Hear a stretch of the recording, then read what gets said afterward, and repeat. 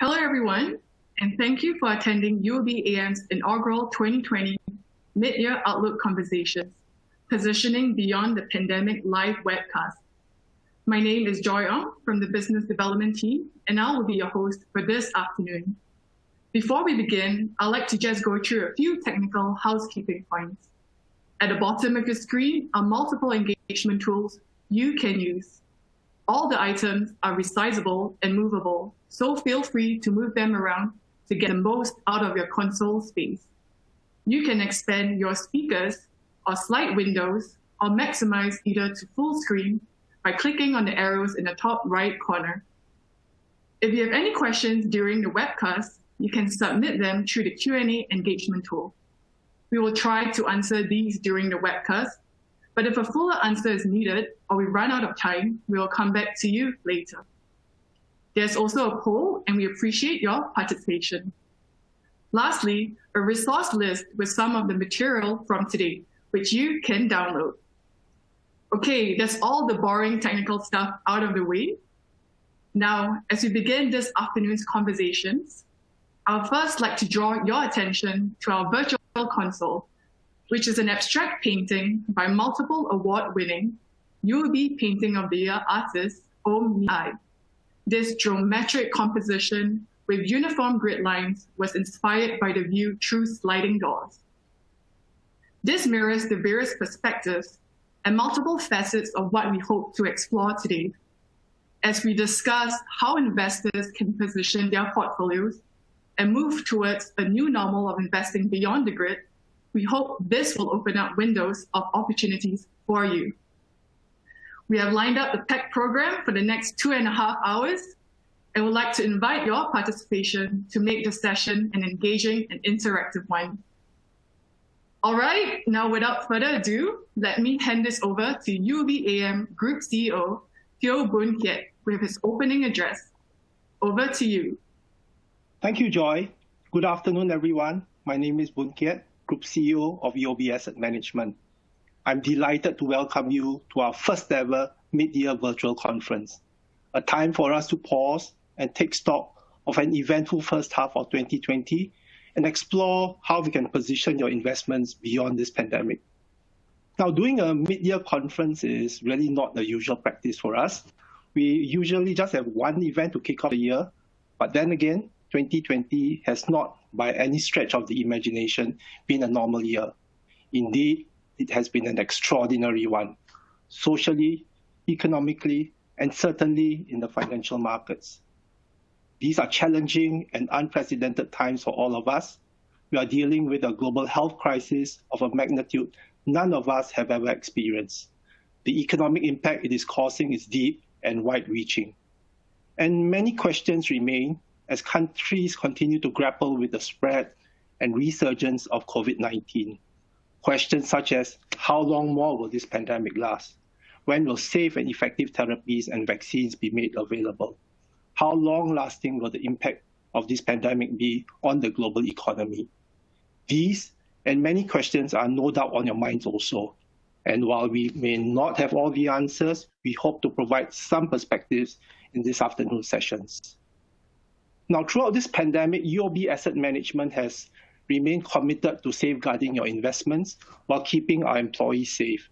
We swung into action with our business continuity plans to ensure our systems are secure and our operations run smoothly. Our team of investment professionals across Asia work tirelessly to ensure that your investment goals are met in this very uncertain market environment. For corporate clients, UOBM Invest, our robo-advisor, is available for you to make and monitor your investments 24/7.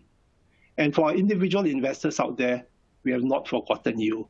I'm very pleased to share that we have just launched our mobile app 2 days ago to meet your investing needs, also 24/7. Beyond investment excellence, we also continue to focus on our key pillar of sustainable investing. If anything else, this pandemic has underscored the importance of doing right by the community, even in the most trying of times. And connecting you, our investor, with the latest investment insights is another of our key priorities. That is why we have put together this conference, drawing on our network of analysts across Asia and supplemented by global insights from our strategic partners, Wellington Management and Ping An. I believe we have a great variety of interesting and very relevant topics lined up for you today. And kicking off today's program, we will have Tony, our Head of Multi-Asset Strategy, lead a discussion with Darmo, Chief Investment Strategist for UOBAM Invest. They will talk about the shape of this market recovery as COVID-19 and efforts to curb its spread better the global economy. And let me give you a hint. It is not a U-shaped recovery, nor a V-shaped recovery, nor a W-shaped recovery. So stay tuned. And next up will be Connor, Managing Director and Investment Strategist from our partner, Wellington Management. Connor's got a very interesting topic to share with all of you today. He will talk about the global healthcare sector and help you get ahead of the curve to explore the road to a vaccine and treatments for COVID-19. Next up will be China, the initial epicenter of the outbreak, as we all know. And would you believe it? One of the best performing major markets this year. And joining us live all the way from Shenzhen will be Watson, CIO from our joint venture partner, Ping An. Watson will join us for a conversation with Mark, our head of Greater China Equities, to discuss how China might benefit from being the first to emerge from the pandemic. My fingers are crossed that the internet holds up. And in between these sessions, we'll also have a little treat for you. We'll bring you snippets from our offices all around Asia, where our regional CEOs will share their views from the ground across the region. In our final session, we share our views on the key trends that have emerged from this crisis, and importantly, look at the opportunities and risks in the road ahead. Now, for sure, the post-pandemic world will be a very different animal. A much harsher global environment awaits all of us, driven by the forces of nationalization and fueled by escalating US-China tensions, record levels of government spending, to an acceleration of digitalization, as evidenced by all of us gathering virtually here today. The list goes on. And to conclude the seminar, Jinae, our group CIO, will wrap up the day's conversations. I hope that this afternoon's discussions will provide some insights to help you navigate the coming months ahead. It is our aim that you will walk away from your screens today with a clearer perspective on how to position and forge a way forward for your business and for your investments. It leaves me now to extend my most sincere thanks for your participation today. We appreciate your ongoing trust and support, and I really hope that today's event will be a productive use of your time. Thank you once again for joining us. I will now turn the floor over to Tony to kick off this afternoon's conversations. Over to you, Tony. Okay, thank you, Boon Kiat. Welcome to our participants for joining in this next segment of today's webcast. In this segment, Darmo and I will be discussing the state of the markets and the shape of things to come. So to start off, Darmo and I wanted to address probably what is the most common question that we hear from clients. And the question goes something like this. Are markets currently being resilient or are they being delusional? How do we explain this large discrepancy between the real economy and what the markets are behaving? I think most of you are aware that in order to explain the path of the recovery, most economists around the world tend to use letters to describe the shape of the recovery path. I think you've frequently heard references to V shapes or U shapes. But at UOB Asset Management, for the past quarter, we've been using the square root shape as a description of what we're expecting over in this recovery. And so Darmo, I wanted to address this to you. You were the one who initially brought the square root theory idea up to the strategy committee, and we've been using it ever since. So how about, Darmo, can I turn to you and ask you to summarize some of the key points of the square root theory? I usually highlight that in this slide that you can see on your screen here, I usually use it to explain to clients that big discrepancy we have between what I would describe here as the green dotted line of the economy and the blue line of the market. And obviously, so what we're arguing is that there can be this big divergence. And what we try to usually highlight is that this point Z in the future is the point where at some point the global economy will return to the level of activity seen before the crisis. And from that point then, what markets will do is they'll just discount back to the current time period versus the economy. Well, the economy has to go on its stated path. So hence, we get this big divergence. I usually point out a couple things. One, this blue path tends to go in accordance to what I would call futures pricing theory. I usually highlight to clients that when I was in university, I took a derivatives course. And when I took this derivatives course, I, before that, had always assumed that, a futures price, the price that the markets expect the values to be in 1 month, and the current price is what we think the values are today. But I remember my professor scolding me. He said, no, silly. If you think the markets are going to go up 1 month in the future, you won't wait for 1 month. The markets will go up now.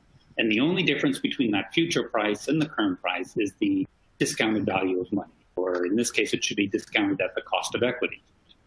So hence, I think that kind of explains this path a bit. And while it's a little bit surprising then to get this divergence in the economy and equities, this is logically how equities should be sort of priced in this type of event. And another point I usually highlight is that in many ways, I find this has been more intuitive to retail investors than it has been to professional fund managers like myself. I find when I talk to retail clients, say that, well, I do expect that eventually we'll recover from COVID. And if there's a 20% decline in markets, it might take a year or two, but I'll buy and wait for that. Where I think it's the professional fund managers that expected this blue line to track the green line more closely, because we watch markets all the time, and we usually see a tighter correlation, and this big discrepancy doesn't make a lot of sense. Then finally, I would say the next most important part of this theory is point Z in the future. Point Z becomes the part where we discount back to. And so estimating when part of point when we return to pre-crisis levels is critical. And yet, of course, it's very hard to estimate that with all the uncertainties in the world. At UOB Asset Management, our base case assumption is that recovery we get back to that level of economic activity by the half of 2021. And at that point, then it becomes the part where we discount back from. We would also highlight that in this next slide that you can see that our view in that the level of economic activity returns to pre-crisis levels by the second half of 21 is pretty similar to what most analyst forecasts are doing right now too. So for example, if you look at this chart, you see the forecasted quarterly earnings for the S&P 500. And what you see is the analysts are expecting that earnings to get back to pre-crisis levels by around the third quarter of 2021. Of course, there's a lot of uncertainties about that, but to sort of gauge more on when we get that recovery, we tend to do two things. We, one, look at our views on the shape of the recovery, which is also square root shape, and also we think a lot about the vaccine. So, Darmo, I'm going to hope that we've sorted the technical problems and that I'm going to ask you to cover the description of why the economic path as well as this market path should end up having a bit of a square root shape as well. Okay. Basically, I think as I was trying to explain just now, when COVID first started, what happened was, of course, we had sort of lockdown all across the world, and economic activity basically sort of simply plunged and sort of cratered. And after that, basically what we had was that government around the world did a lot of pump priming. They sort of printed lots of money and pumped liquidity into the banking system. And also they basically subsidized a lot of business costs and personal income to make sure that we don't get systemic bankruptcy around the world. And after that, what happened was that as unlocking begins for the economy, and we see sort of gradually the economy were unlocking, whether in China, and then now we see the unlocking of states in the US in early June. What happened is that we are seeing sort of a rebound in economic activity simply because of that pent-up demand. I mean, people have been locked down in their houses for a month or two. The first thing you want to do is go out and have a nice dinner in a restaurant and things like that. So you see this pent-up demand being released, and economic activity would actually pick up very, very quickly. But I think after that, what's likely to happen is that what we expect is that after that, things begin to taper off, because ultimately there are still people who are skeptical. There are still people who are worried about the virus. You hear sort of stories about, or comments, people say that the economy is unlocking because they're unlocking because of the economy, not because it's safe, comments like that. So basically, there's still a lot of skepticism, and because of that, and also because the need of social distancing and some activities simply cannot come back. For example, air travel or tourism basically cannot really recover. And because of that, what we are going to see is that economic activity will start to flatten out at sort of below the pre-COVID level, which is why I think, we come sort of the square root shape starts to take shape in terms of economic activity as well. I think the slide shows, this slide actually shows foot traffic in the US in shopping malls, right? So basically what happened was that we saw a collapse because of a lockdown, and then after that we saw a gradual pickup in activity, gradual pickup in foot traffic as people go back to the malls and shop. But since mid-June, basically this, because of the pickup in new COVID cases in the US, actually there's probably a bit more sentiments gets affected, consumer sentiments get affected, and basically we are starting to see sort of a flattening out of the foot traffic in shopping malls in the US. And this sort of data is actually being seen in quite a number of areas as well. For example, in restaurant bookings, we see sort of the same pattern. It was a collapse and then gradual pickup, and then after that sort of flattening out. We see that in sort of small business hours, in retail sales. So basically we see in quite a number of this data, especially this high frequency data, that the sort of rate of improvement has sort of stalled, and we are now probably operating at sort of sub-pre-COVID level. I think there's a term that some people coin it called the 90% economy, that businesses are actually now operating at suboptimal level. Tony? So then I think we frequently discussed at this point, in order to get from that 90% recovery to more of a full recovery, we do think we need progress in treatments and vaccines. As much as I think there's been progress around the world and the economy is bouncing back, it doesn't quite feel like things will get back to completely normal. So on this front, I guess, I think it's incumbent upon every investor to have a view on what is probably the most defining characteristic of the path of the virus and the vaccine. And so as an investor like myself, I find, I study and I read far more science journals nowadays than I do finance journals, as I may usually. And given all this, I don't really think anyone should turn to us as investors for real clear guidance on the scientific breakthroughs. But I think what is incumbent upon us is to have a view of how to interpret two things. One, how do we think about these odds and the impact of market probabilities, and how should it be priced? And then also, how does this stand relative to consensus? So we have a couple of charts on this that sort of highlight some of our thoughts. And the bottom line, I would say, for clients is I would say that our bottom line view is we actually think that the odds of a vaccine are fairly high. Our view is that more likely than not, by the end of this year or beginning of next year, we will have a vaccine and treatment improvements that will help address this pandemic crisis. Again, all we can do is sort of interpret the scientific comments into sort of market odds. But I think one way I would put it is I really think if we had some of these experts around the world, if we had an Anthony Fauci, and I asked him, I'll give you $1,000 if you get this question correct. Will the vaccine come out before the end of the year or after the end of the year? I've listened to countless number of his presentations, and for the I think for the most likely he would take the bet that we're going to get a vaccine before the end of this year. And so a couple other ways I highlighted to clients is the charts on this slide that you see in front of you. The chart on the left highlights the success rate of drugs after they get to phase 3 trials. And what you can see is by the time they get to phase 3 trials, they have about a 60% likelihood of being approved for usage. And since there are currently 6 vaccines in phase 3 trials, one way to look at this is just the mathematics of it is if you take a 40% chance of failure to the power of 6, you actually get a mathematical probability of about 1% that we won't have the vaccine. I don't really think it's that high, but I'm comfortable with, better than 50% type odds that we're going to have a vaccine.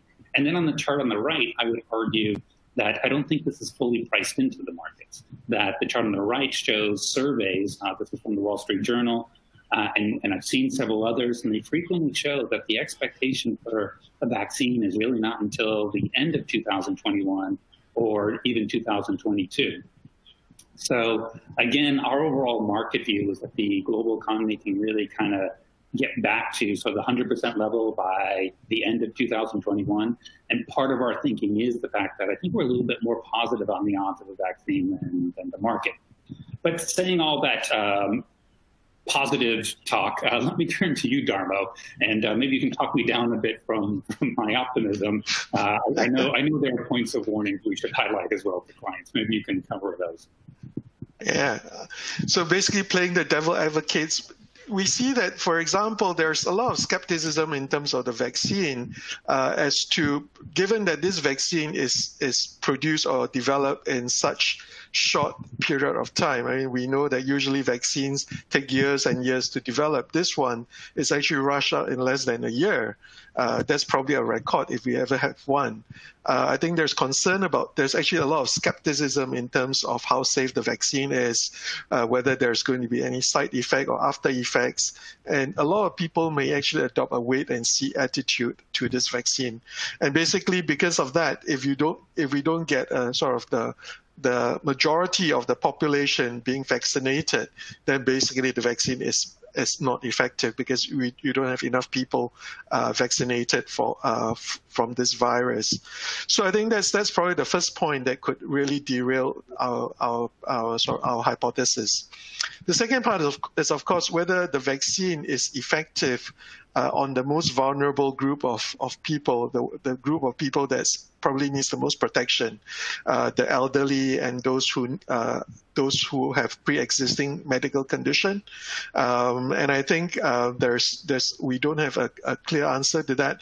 But if the vaccine doesn't help those vulnerable group and death rate remains high after the vaccine, I think there's probably going to be a lot of concern whether the vaccine really means anything for the society at large.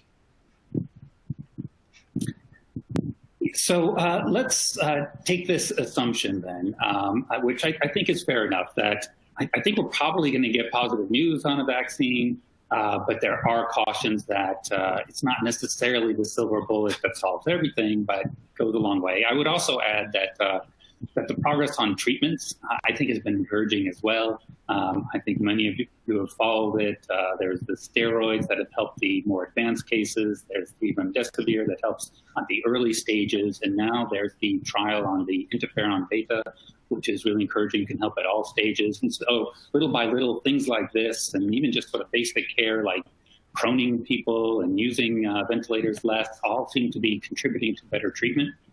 But in the end, let's put this together and provide how we interpret this then into our market views.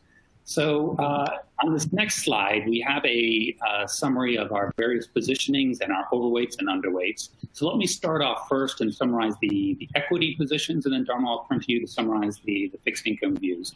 So firstly, when it comes to equities, our view is that we're, as much as we've been positive in what we've been saying, and we think that the market rally has been justified, and we don't really think it's fair to call it a bubble, but that's irrational. Nevertheless, it's rallied enough And we're close enough to pre-crisis levels that we think we're getting close to the sort of flat part of a square root. So we would argue it's justified, but in the end, we're just sort of neutral on equities because we see them as fully valued at this stage, where we don't think you have to sell them. We don't really believe in a correction back to the March lows or anything like that, but end up being more neutral. The other point we would make is that around the world, we think there's various opportunities. Our preferences have been to overweight the US and to overweight Asia. We like the US because it tends to have the most policy ammunition around the world. And as much as I think the US has handled the crisis poorly, for the most part, they still kind of have the most ammunition. And additionally, they tend to have the companies, the listed companies that have sort of the most dynamic growth opportunities. And therefore, it's another reason we still find that we keep overweighting the US. Then in the case of Asia, we do think that economies like China in particular, which have dealt with the crisis first and tend to show that they're already rebounding to levels of economic activity that are similar to pre-crisis levels, I think sort of bodes well that they are be a leader in terms of just the sheer economic momentum, whereas we tend to be more underweight Europe and Japan. So if that's our equity positioning, let me turn it over to you, Dharmal, because in fact, I think one of our key investment opportunities has been in the fixed income space. Can you summarize that, please? Sure.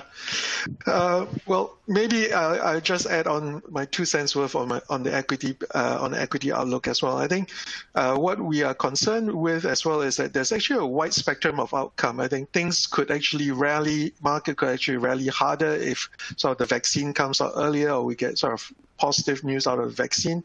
But on the other hand, it could actually take sort of another dip if, say, we have a huge second wave that causes lockdowns or causes sort of massive bankruptcies, business failures.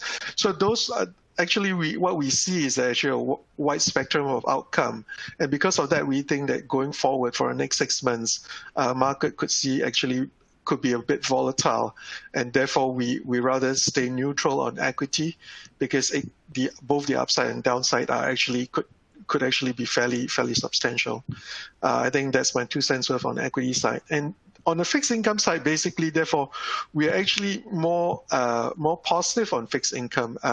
We don't like government bonds because we think that rates have gone down so low that at this moment there's really very little returns to be get from government bonds.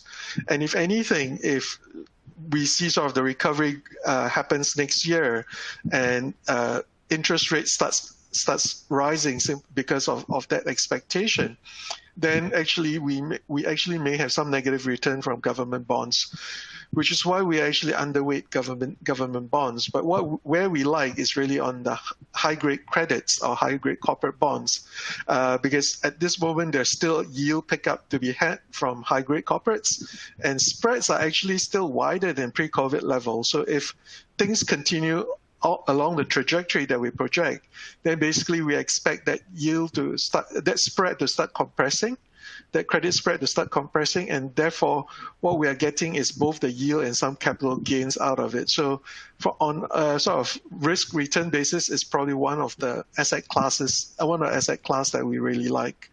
The last thing is basically on high yield, because we think equities may be a bit volatile, so we also believe that high yield may not be the place to be because high yield tends to have a strong correlation to equities, and therefore we sort of maintain a neutral position on a high yield recommendation.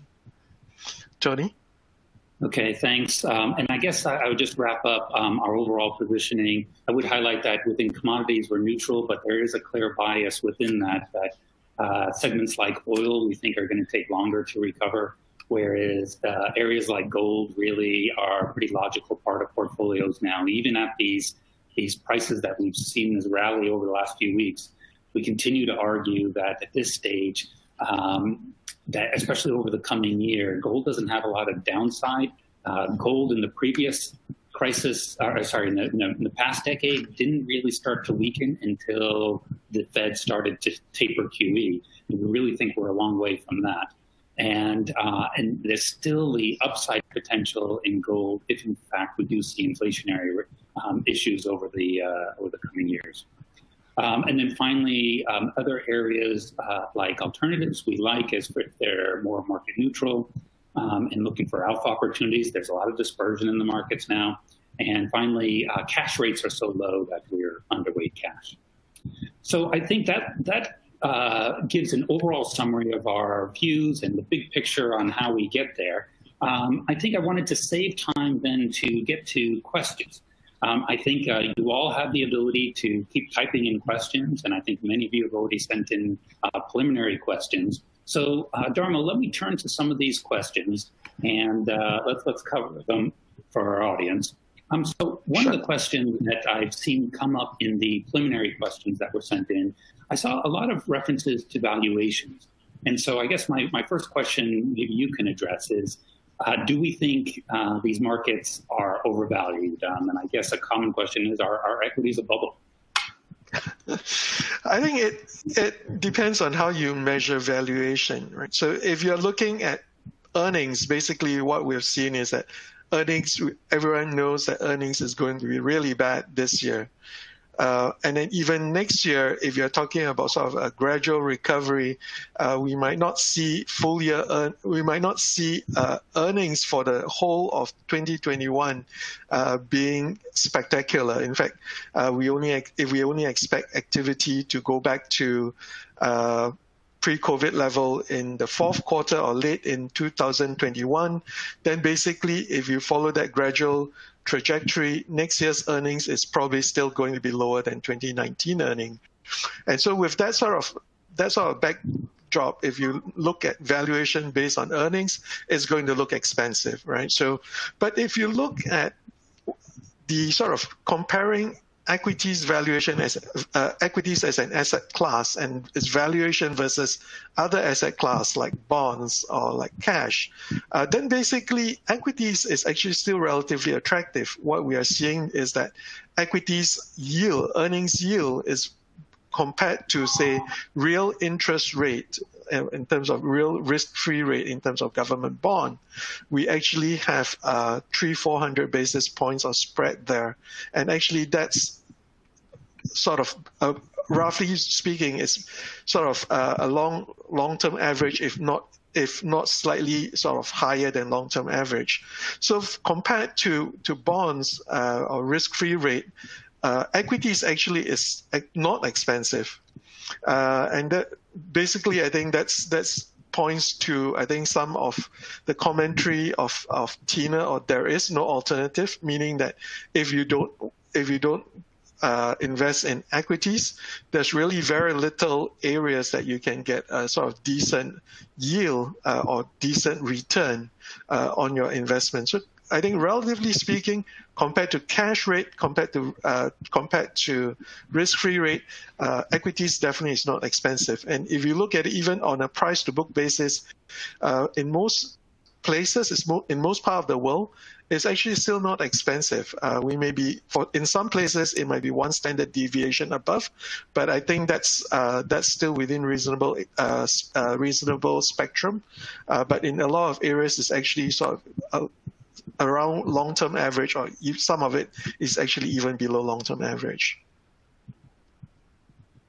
Okay, I think we're using a lot of our time, but let's try to get to some of these questions. How about one? I see a question here. I think it worries that we may divert from the presentation, but it's asking about the U.S.-China relationship and how it's going to affect the recovery. That one we've discussed a lot in the markets. And, you know, I think also somewhat related to this question, I saw in the pre-questions, where there's a question about the U.S. elections and how that's going to play both in terms of the U.S.-China tensions, but also just risks to the markets. So let me make a quick comment on that. Later on in the webcast, Mark and Watson are going to comment on the China market. But I think something that they'll probably highlight, and we've been talking about in our meetings internally, that we do notice that the China market in particular has become much less reactive to these tensions as when they come up. It was over the past year or two, every time there was threats of new tariffs, the China equities in particular would really suffer. They seem to be ignoring all this news more now. Nevertheless, we don't really dismiss what's going on as being something that isn't worthy of concern. The tensions that are going on do seem to keep being elevated, and I think do have the potential to get worse. Obviously, they do seem related to the election. In particular, I think Trump is using them for political reasons. So that gets the other part of the question. And I specifically saw the question about what are our expectations about the election and what may happen afterwards. And so a quick summary is I think it's very fair to say that by all the sort of polling surveys that Biden is clearly ahead by a fairly significant margin. However, we're still 3 months away from the election. And I think the quick summary is if you had the election today, Biden would have a very high chance of winning. But the fact is things can change over the next 3 months. And I guess in particular, we're looking for, can things get better on the pandemic? And can Biden mess up maybe in debates or somehow undermine his strength right now? Other than that, he's probably in strong position. And then a final point would then be tied to the U.S.-China tensions is the Democrats have always been more of a protectionist type party, but over the last decade or so, they've tried to be more pro-growth and therefore have tried to work on deals that are labor-friendly, but also sort of free trade friendly, and trying to have it both ways. I think those days are probably over for the Democrat Party. Now that Trump has sort of run around them on this issue, I think they go back to being a little bit more protectionist like they have. But nevertheless, for the U.S.-China tensions, it's our assumption that a Biden presidency won't be as disruptive as a Trump presidency, and will probably kind of more on a long-term basis. And then I guess just finally, there are probably other risks associated with if the Democrats not only take the presidency, but take all of Congress. There's probably some more liberal policies than we've seen in the past, and I think there'll be concerns about the deficit and so forth. So there can be some downsides. But on the other hand, markets did well under Obama, and I think to some degree Biden will be considered an extension of the Obama presidency. So I think we've used up our time here. Dharma, I'm going to wrap it up here, and I'm going to turn it back to Joy, who I think will continue on then with this webcast. Thank you, everyone. Okay. Thanks, Tony. Thank you, Tony. Thank you, Dharma. Next up, we spoke to our regional CEOs who walk the ground and talk the talk. They offer views from their respective markets on post-pandemic trends and where investors are looking for the next positioning. Kicking off our first installment of On the Ground is Indonesia CEO Ari Adil, Brunei General Manager Kamal Muhammad, Malaysia CEO Lin Swet Ling, and UOB Islamic Asset Management CEO Suhazi Reza Salamat to round out this segment. Let's take a look.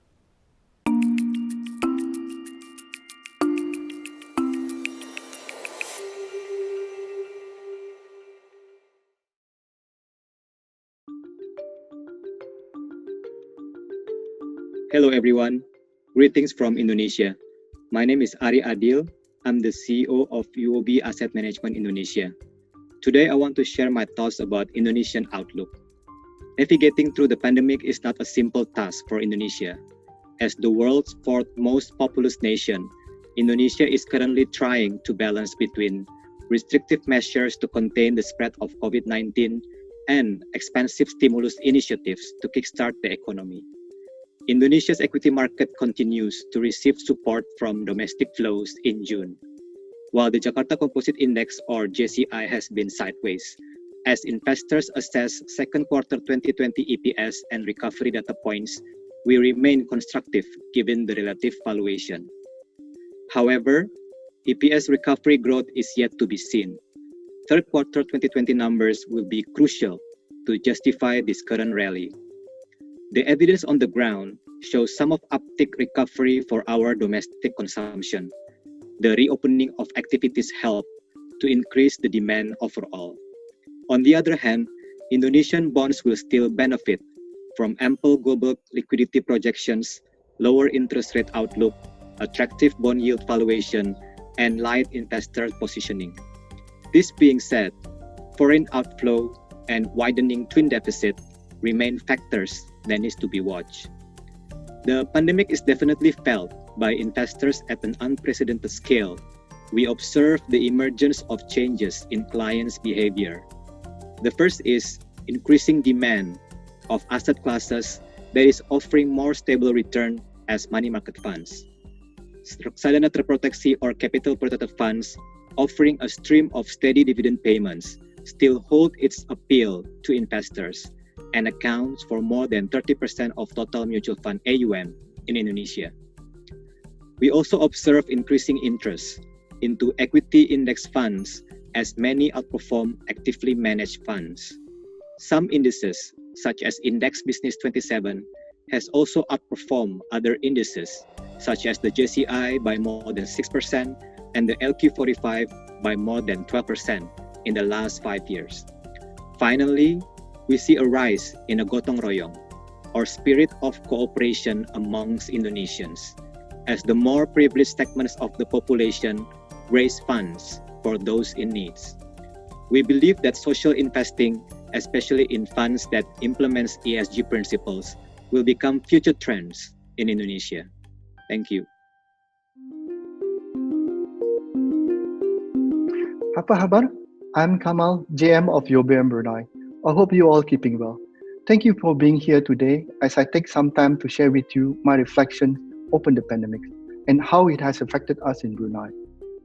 Since the emergence of COVID-19, the way we do business has been reshaped, not just for us, but for the overall business sector. One of the things that I've learned from this crisis is the fragility of the global economy in such a pandemic, given how the global supply chain could be easily disrupted. It is an unprecedented period where businesses had to hold their investment plans and focus more on navigating their core businesses.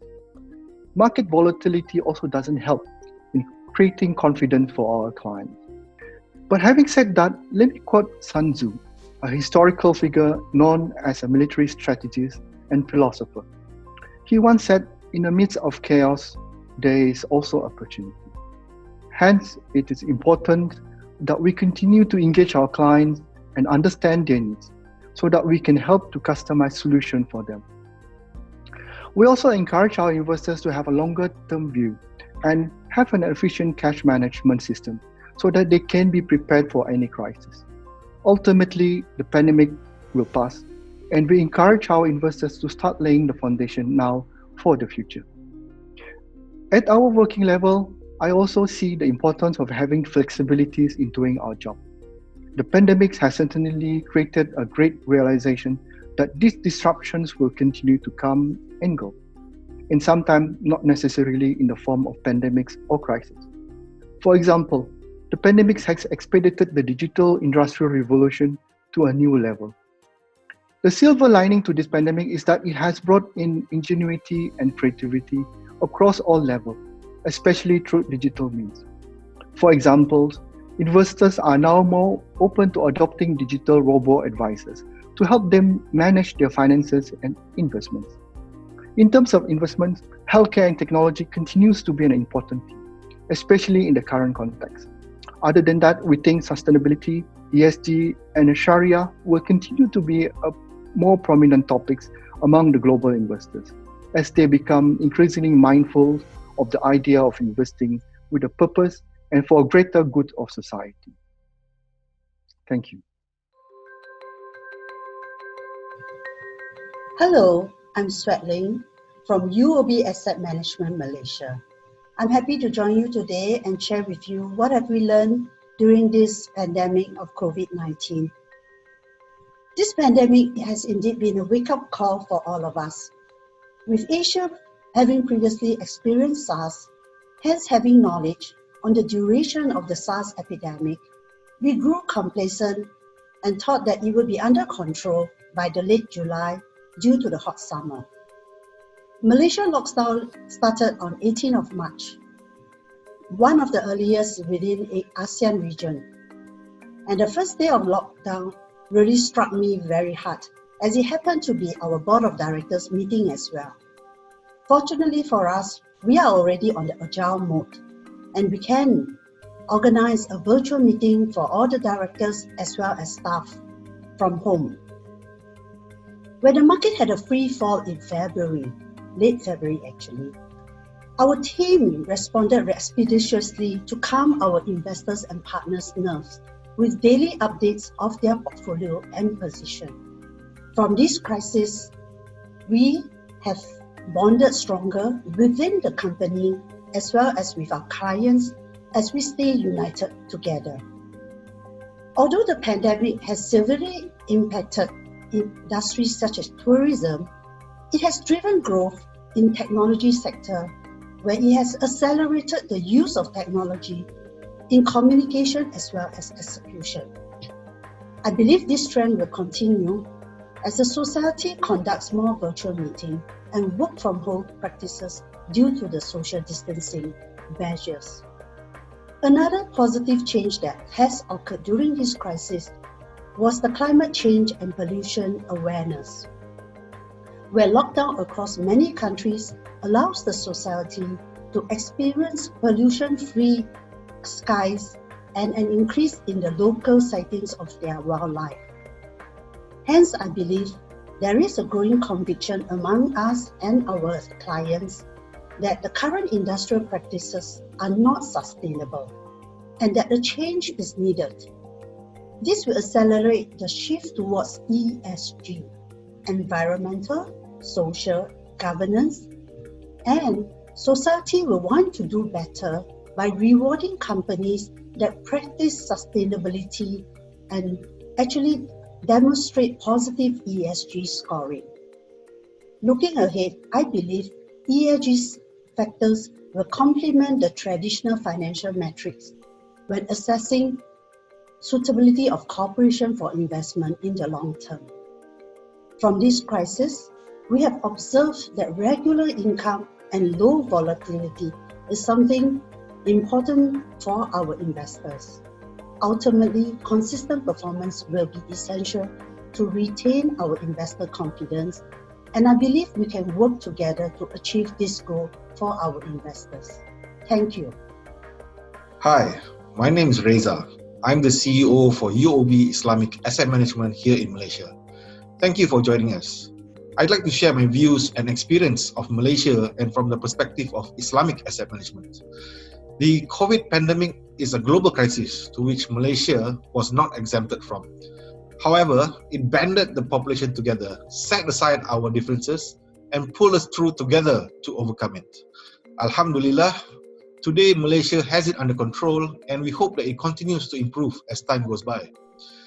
From the Islamic asset management perspective, the pandemic has served as an opportunity for the industry, proving its time-tested methodology to do well in times of crisis. Throughout the global financial crisis, the trade tensions with China, and other crises, including this recent pandemic, Islamic investments have performed well versus the broader market. This is also in line with ESG investing, where we have also seen it outperform its traditional peers, which strengthens the basis for values-based investing. A good point to note is that UOB Asset Management just signed the United Nations Principles of Responsible Investing just at the beginning of this year before the pandemic. And this pandemic has underlined the importance and values of Islamic and ESG investing. Keep an eye out for exciting things to come from UOB Islamic Asset Management. Thank you. Stay safe, stay healthy, and stay united.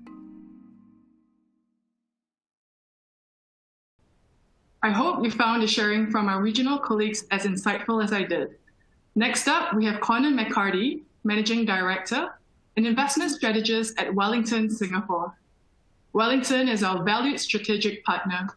Under our close partnership, our United Global Healthcare Fund, which celebrates its 20th anniversary this year, was born of this collaboration. Over the past 2 decades, the fund has won numerous awards and is recognized in the industry as one of the best healthcare sector funds. Today, we are pleased to have Connor give us an update on the development of vaccines and new therapies for COVID-19, as well as insights on the healthcare sector. Hopefully, this will help us get ahead of the curve as we frame our investment strategy in a post-pandemic world. Over to you, Connor. Thank you, Joy, and thank you very much to UOB for the great honor of speaking to everyone today. And I first have some quick initial thoughts. And the first starts with an old expression, which is necessity is the mother of invention. And this is nowhere more true than healthcare, and specifically in the area of COVID-19 research right now. The acceleration in research is remarkable, as we all know and have read, both in vaccines and other treatments that are moving forward quite promisingly. And I'll talk about another area today, which is a bit more of a silent revolution in other very critical areas of healthcare need that are equally impressive, both in terms of their creation of very important new therapies and the way they're impacting portfolios potentially. And investing in healthcare is really very compelling right now. You have secular tailwinds coming from increased demand that are longstanding and will continue. You also have growth, and importantly, valuations are reasonable in a world where valuations can be rather expensive. Okay, so you can see the title of this presentation, and it says the COVID-19 panacea, the road to a vaccine. So I'll stick with that road metaphor, and maybe we can look at the next image and have a look at this street. And this is a street from long ago, 120 years ago in New York. It's Fifth Avenue. And what do you see? Well, if you're like me, the first thing you saw were a lot of horse and buggies, some well-dressed people. But if you look in the center, there's a red ring. Look on your screen and see if you see that circle. And within it, there's one automobile. And that automobile was very unusual at that time, as you can imagine. And I think people probably looked at it at the time and said, wow, this is fascinating and a toy for the rich. But if you move forward in time, 13 years later, on that same street in New York, you see quite a change in the landscape. Same street, completely new automobiles that have replaced the horse and buggy. And this really underscores both the speed and impact that innovation can have, and the fact that it sort of sneaks up on us most of the time. But if you spotted this change early and invested wisely enough, you would have done very, very well. But unlike the street, getting there is not as straight and narrow. And that's true of investing in general, and specifically in healthcare. We'll talk about that today. But the bottom line is stock selection is incredibly important. Okay, now let's look at another street, and we're moving to our modern age, which has been tough. This is two photographs, one of New York, the other of the Ginza district in Tokyo in April. Now, fortunately, things have improved to a considerable degree, but you can see this is not a state of affairs that we want to persist. And, we've seen a massive toll in terms of lives lost, about 650,000 lives. Many people contracting COVID-19, about 16 million people. But fortunately, we're also seeing great progress in new therapy and vaccine development. There's an impressive R&D race going on right now that I'd like to share with you. And this is just the tip of the iceberg. These are different therapies in trial today for vaccines, and then also therapies for people who already have COVID-19. And you can see that's a lot. And I'm showing you the progression to different trial stages and the advancement of different ventures out there. And thanks to recent scientific breakthroughs like gene sequencing, a vaccine effort that would have normally taken at least 4 years, perhaps more, to get to approval, may be out as early as the first part of 2021. Perhaps earlier. We'll have to see what results happen and what governments decide. But the key point is there's help on the way. And you're seeing therapies as well. We already have particular therapies, dexamethasone, remdesivir, and monoclonal antibodies are being worked on. So promising ways that will improve our world going forward. So not all is despair. But it is important from an investment perspective to note, and I find very interesting, that when I speak with my healthcare colleagues at Wellington, and we have 14 experts in healthcare, each of whom is very, very specialized, many of whom are actually scientists, PhDs. We have an infectious disease doctor as well. I'm always interested by how nuanced their views are, both from a scientific and investment perspectives. But before I tell you more about that, let's take a quick poll. And the question is really, are COVID-19 stocks a good way to invest? Let's see what you think about that. And I'll give you a moment to contemplate that, and hopefully we'll get the poll results. And I will be honest, it's a bit of a trick question, and it's a hard one too, but go ahead and give it a try.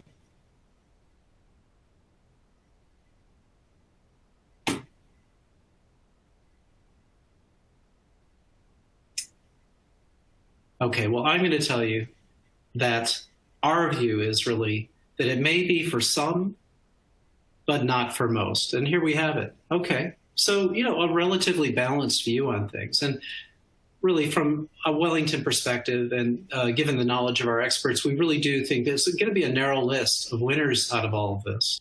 And you can see that there are many different companies approaching this big endeavor. And there are certain stocks, and I'll show you right now, you can see a certain stock chart for a company that has gone up a lot. You can see that at the beginning of the year, they were at $5 a share, and now they're at over $130 a share. That's quite remarkable. The B that makes that happen, you might think that they have the answer itself in their pocket right now. Well, this is a company, in fact, if we look at the facts a little more closely, that has never brought a vaccine to market successfully. And they've attempted numerous times through the decades. It isn't even a profitable business. And they're still in phase 1 trials. So there are many hurdles ahead, and we have to see much more information to make any clear evaluation. Yet the stock price has gone through the roof, and what could possibly be driving that? Well, it's anyone's guess, but I would say perhaps it's to do with the fact that the U.S. government has been giving companies broadly, a number of different companies, some support in the way of money to help augment their research and development and potentially development of a vaccine. They're doing that broadly, and this is one of the companies that's received that money. Now, that does not mean that they have the answer. The country is really just, placing bets across the board, but some investors, I think, are moving ahead of themselves on this one. And the reason I mentioned that to you is that, you can see the risks of speculation in this area are great, and please avoid that. And consider the points that I share with you on the next slide that will hopefully inform your perspective in that regard. And here's what I mean. Let's assume a company gets their therapy or vaccine approved. And that's a very, very big assumption, of course. It's quite possible that other companies will as well. And we're optimistic that there will be more than one vaccine at some point. And they may be even more effective or more cheap. Then you have to ramp up production to a massive scale very, very quickly. And that costs money. So you're seeing partner with other companies and governments lend money or give money. And of course, when you do that, you're squeezing margins because you're sharing. And that's not good for the shareholder necessarily. And to top it off, some companies have said very nobly that if they do succeed with a vaccine, they would seek no profit. Now, what kind of companies do we look for in this space? We actually look for companies that are both working hard, developing a COVID-19 vaccine or therapy, but they have much more going for them. They have other portfolio of assets in very critical areas of need, some of which I'll talk about with you in a moment. That's the right way to go about investing in this space. We also think there's some great opportunities in areas that people typically don't think of. And we'll look at that right now, and I'm talking about testing. Testing is a big area of opportunity, and it is essentially going to be with us for some time to come. Even if we get a vaccine quickly, there is a need to have testing. And this chart shows you for the U.S. alone just how dramatic the testing has exploded. It's been, it's gone from a very appalling rate of limited testing just 4 or 5 months ago to now. This shows around 42 million tests. Actually, as of today, it's 53 million tests conducted. And it's about 800,000 tests per day. And the reason is we need to test and track and trace. That's a really very large number. But what's more impressive is there's probably going to be a need for another 400 to 700 million tests over the next 12 months in the US alone. And that's a $60 billion revenue opportunity. That's just one country. So testing demand is not going away. It's creating profits. And there are companies in the medical technology space that are benefiting right now. Now let's pivot to some other areas outside of COVID-19 that in our view present investment opportunities of another sort. But first, it's time for another quiz. And the question is, which of these diseases is currently the top cause of death? You have 4 choices. Good luck. And I will make it a little easier for you. I divulge one, it's not durian. And I understand that some of you might choose it, and I understand how you feel, but that's not a correct answer. So you only have to choose from 3 here. Good luck to you.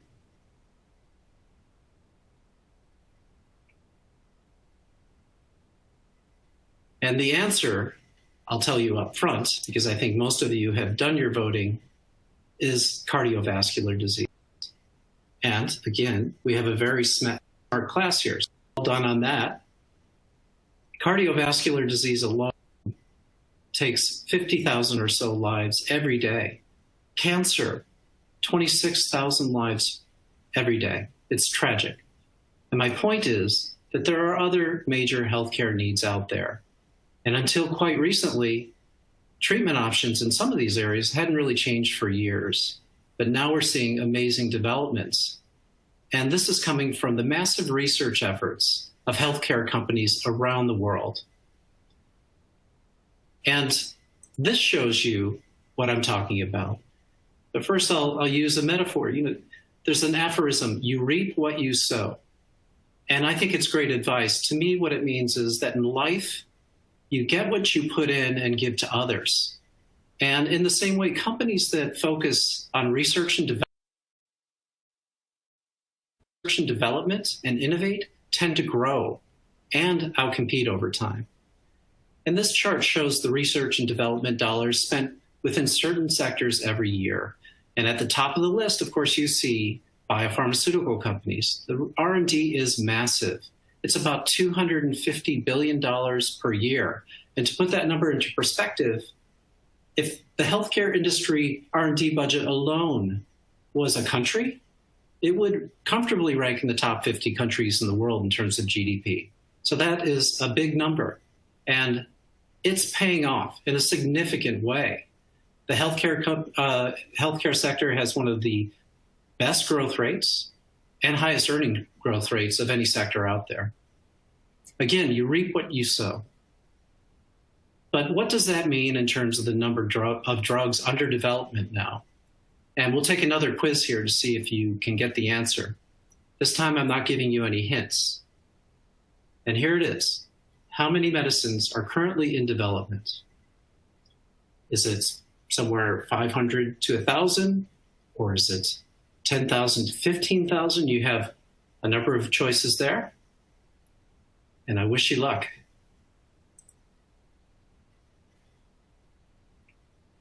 I think what you'll find is that the number is very different than it was, let's just say, 5 or 10 years ago.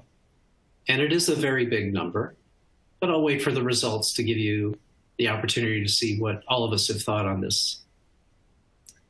5,000 to 10,000 has done well. That's great. Now, again, a wise group of listeners.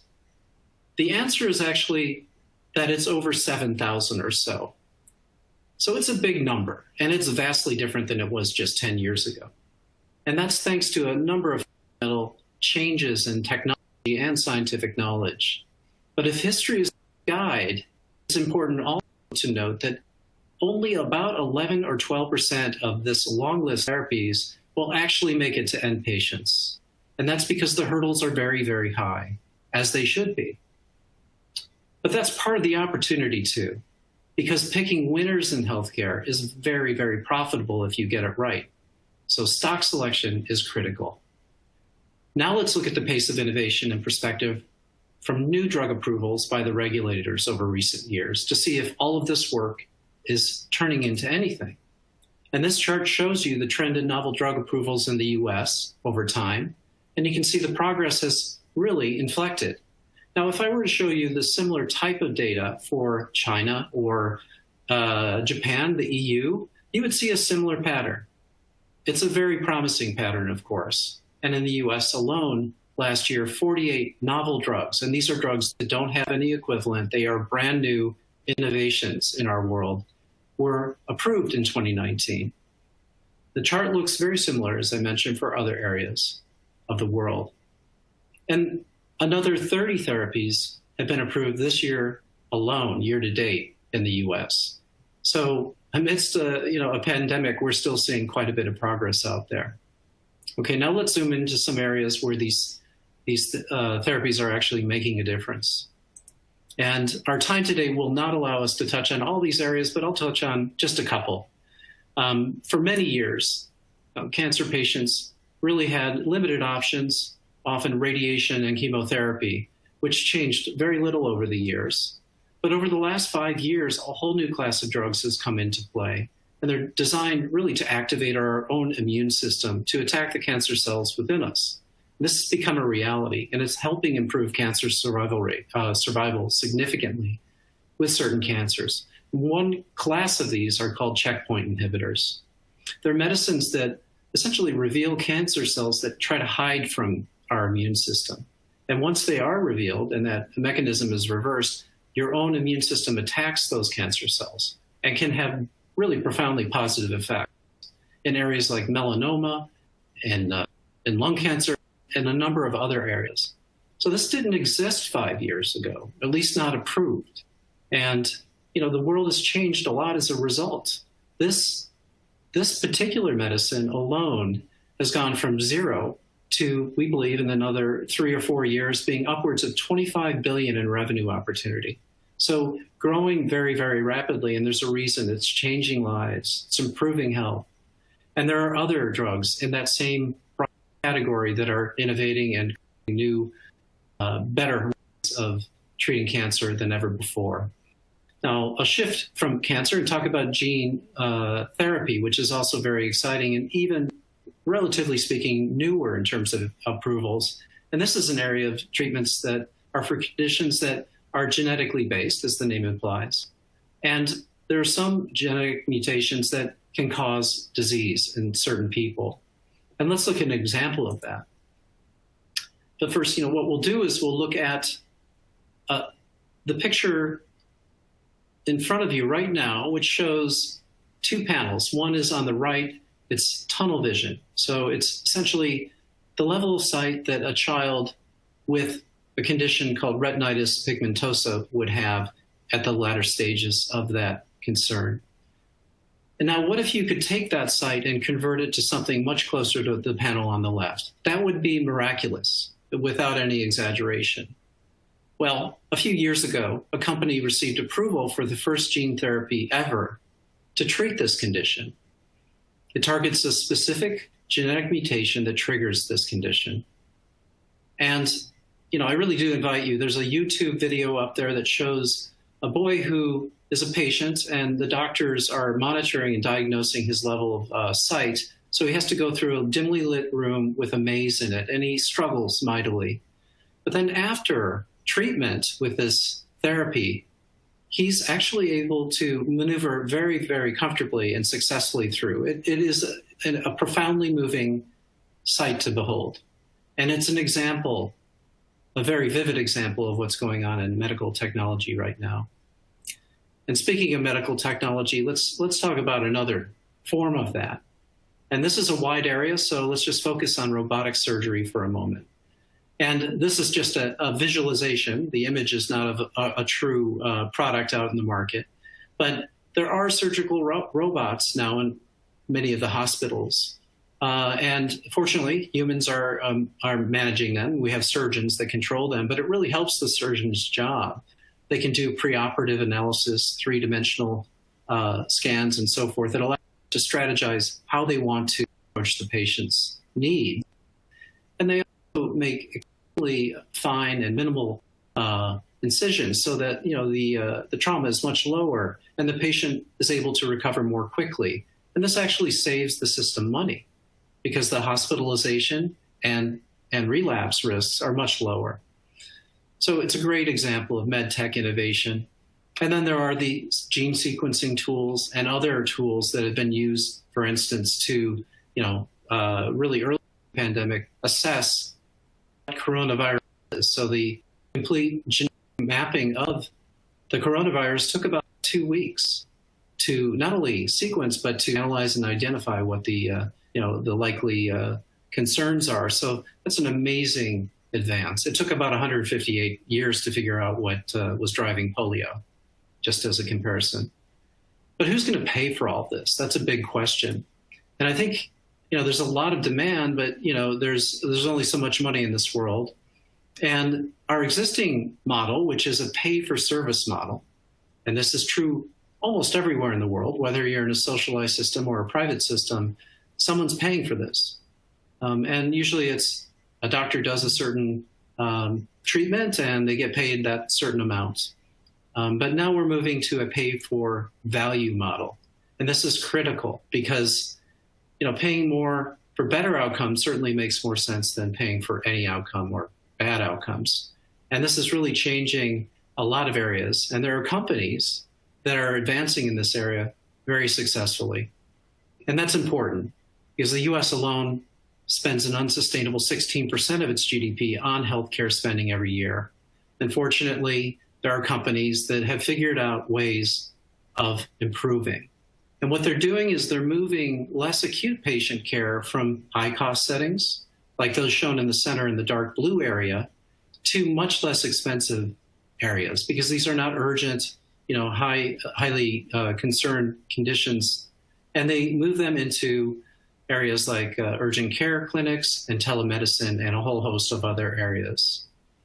So one company is so large, they have 55 million customers. They're an insurance company. They also have about 1 million doctors and care practitioners, as well as thousands of clinics. They've been able to reduce costs sizably without damaging or reducing the level of quality of care, actually improving it, and they are massively profitable. In fact, they doubled their profits just in the last earnings release. Okay, so it can be done. And now let's look at the total picture of healthcare's growth drivers and the future, in our view. It's the healthcare sector growing because demand is rising. Populations in any part of the world are aging. They're becoming more prosperous. Demand is also durable. Very few of us would turn down healthcare for our loved ones.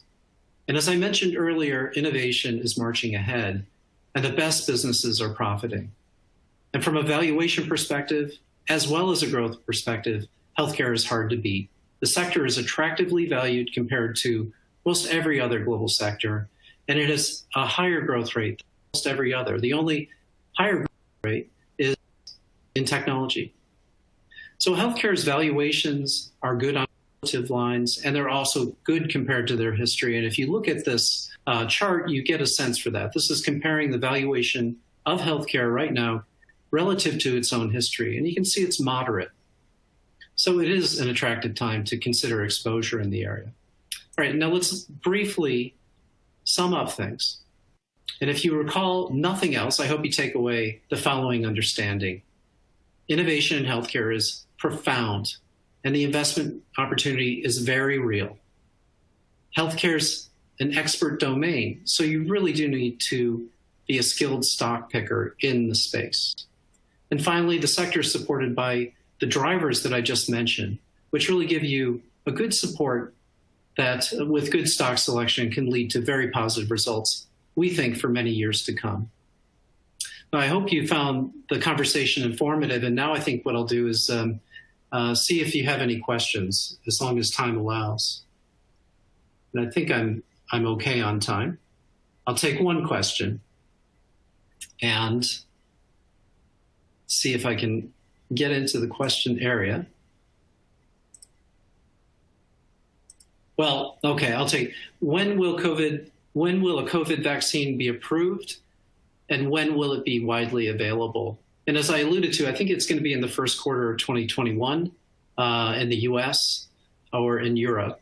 But other countries may approve vaccines earlier. In fact, there was some talk that Russia may have an approval coming up. We'll see if that's in fact true. China's also advancing very promisingly on trials, actually involving their military in the trial pool for vaccines. So, it is promising in that regard, but I would underscore one thing. Even when an approval occurs, we still have to get it out to the world's population. The distribution of that will take time. Therefore, we will be in a status where things are getting better, but it won't be flipping a switch. And, we'll see the progress, touch wood, coming from not just one therapy, but numerous ones down the road.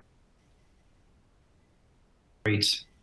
And I think my time is up. So I will thank you all for your time.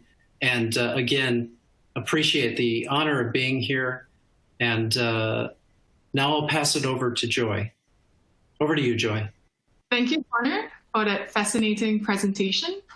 We will next have our second on the ground segment, where our regional CEOs provide a flavor of the situation in their respective markets.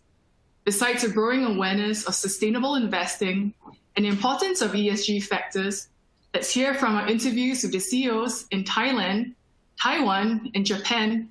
What are the other common themes that resonated with them?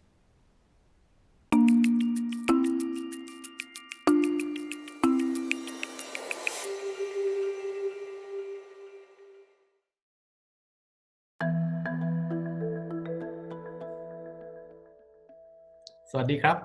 Good afternoon to you all. I'm Vana, CEO of UOB Asset Management Thailand. During the COVID-19, I always get asked, what's the outlook for the market? What are the opportunities for investors? Well, we expect Thai economy to remain under pressure from both internal and external factors. Main economic drivers such as tourism and export will take some time to recover.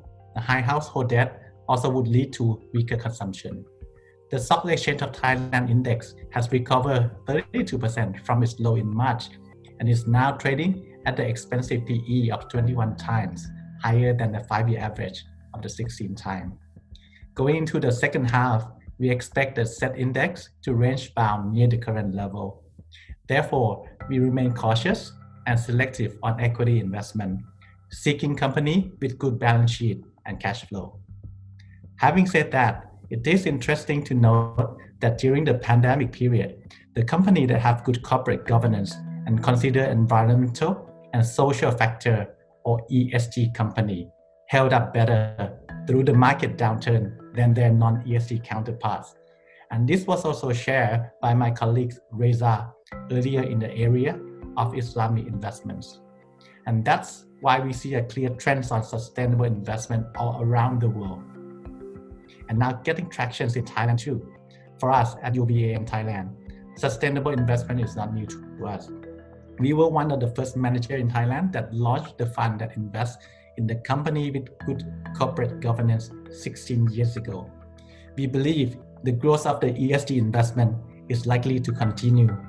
And as a long-term investor, ESG considerations are included in our investment process, which helped us to remove the undesirable risk exposure and deliver good portfolio performance to our clients. Thank you, and stay safe, stay healthy, and stay united. Hello, I am William Wang, CEO of UOB Asset Management Taiwan. Happy to speak with everyone today. Taiwanese investors have been seeking higher overseas returns for decades, as Taiwan has one of the lowest treasury yields in the world. The current 10-year treasury rate is only at 0.4%, even lower than that of the United States at 0.6%. We predict that the low treasury rates will persist, triggering a capital flow into quality income assets. Furthermore, given the fiscal and monetary stimulus, along with a historic low for risk free rate of returns. We expect the credit spread to further tighten for quality sovereign and corporate issuers. In the COVID-19 era, Taiwanese investors have become even more cautious and even more selective with their investments in a low profit environment. Therefore, fixed income assets can provide relative high and stable returns, are key for successful asset allocation. Within the fixed income universe, physical income assets can provide two-way protection. Physical income assets are not only outstanding in the current low-yield environment, but also serves a precaution against future inflation concerns. UOBAM Taiwan recently launched a Singapore REITs income fund focused on real estate rental income that meets clients' needs during this volatile post-pandemic environment. 华人有一句话，有土是有财。Thanks for listening. Remember to stay safe. 皆さんこんにちは。My name is Hideaki Mochizuki, a CEO of UOB Asset Management Japan Office. As last to speak with you, I have a tall order to impress you after all my colleagues gave insightful account on what is happening in their market. I thought I will share a tiny slice of my observation of how Japan has coped with COVID-19. In Japan, there has not been a lockdown, even in the state of emergency due to the Japanese law. The government could only urge the population to wear masks and business to stay closed, but there will be no penalties if the population does not adhere to the instructions. However, 90% of shop owners voluntarily close their shops, and almost 100% of the population wore masks. This made me realize how serious-minded and self-disciplined Japanese people are. Japanese people have always had the habit of wearing masks when we get cold. We also wear masks to protect others rather than ourselves. Hence, Prime Minister Abe distributed masks to the entire population, leading to the coining of the term Abenomask. This is Abenomask. Okay, let's wear.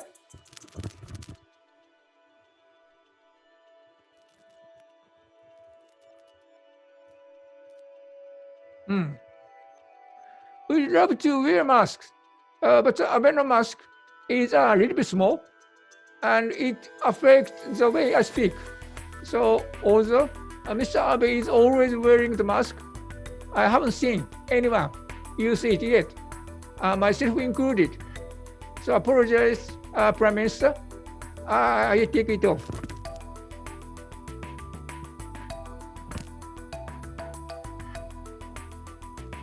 Okay. Moving on our business activity. Okay, we decided to postpone the launch of the new fund from April to July after the deep consideration. As Japanese companies are generally conservative and tend to avoid brand new and conventional ways to do things.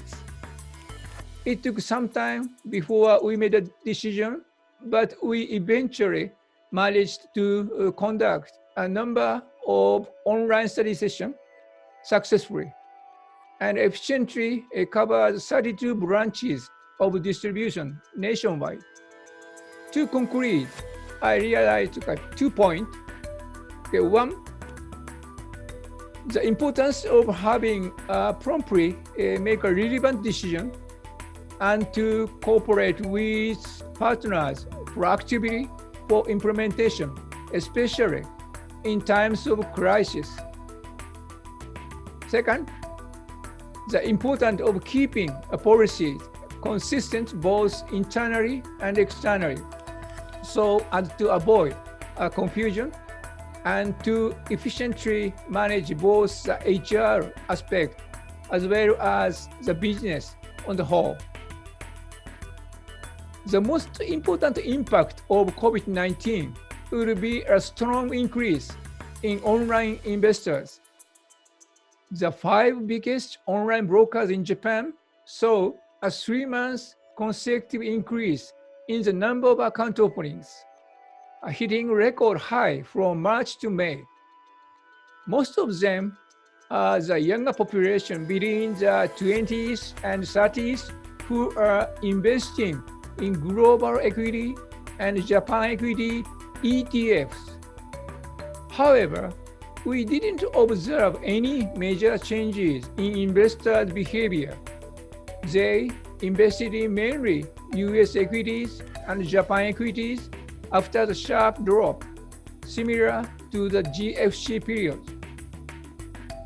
We can say that they are the intelligent investors. Instead, the new trend that we want to highlight is that the younger population has started investing online in ETFs. As of today, mutual funds represent only 5% of the total individual financial asset in Japan. However, considering an increasing trend in online investment, the mutual fund market would grow several times in the future. And the pandemic is likely to accelerate this. I believe online investment and ETFs might be key drivers in asset management industry, not only in Japan, but in the world. Thank you for your attention. Stay safe and stay united. Bye. Thank you, Vana, William, and Mochizuki-san. The need for flexibility in how we conduct business, upholding our community spirit, and the importance of connecting with you, our clients, really resonated with me. Following on from our North Asia virtual tour, we'll next go to the initial epicenter of the COVID-19 outbreak, China. As the first country to enter this pandemic, China also looks to be among the first to emerge from it. Will the nation be the big winner in this crisis? UOBAM's head of Greater China Equities, Mark Tan, will discuss the various issues that the world's second largest economy faces in the wake of the pandemic. Joining him will be the Chief Investment Officer, Equities, Watson Lee of Ping An Fund Management Company, one of our key strategic partners. Mark, over to you. Thank you, Joy. Having been first in, first out of the COVID-19 pandemic, China's economic recovery has seen a near V-shaped recovery. GDP growth is expected. China's ability to handle and contain the virus quickly and revive its economy with disciplined, modest stimulus has been applauded by many. Hence, the A-share market has outperformed most global major markets in 2020. The China pendulum has often seen wild swings from pessimism to optimism. From the pessimism 1.5 to 2 years ago, at the height of the US-China trade war, there is now a growing consensus that China stands out well in a post-COVID-19 world with faster recovery and greater policy flexibility.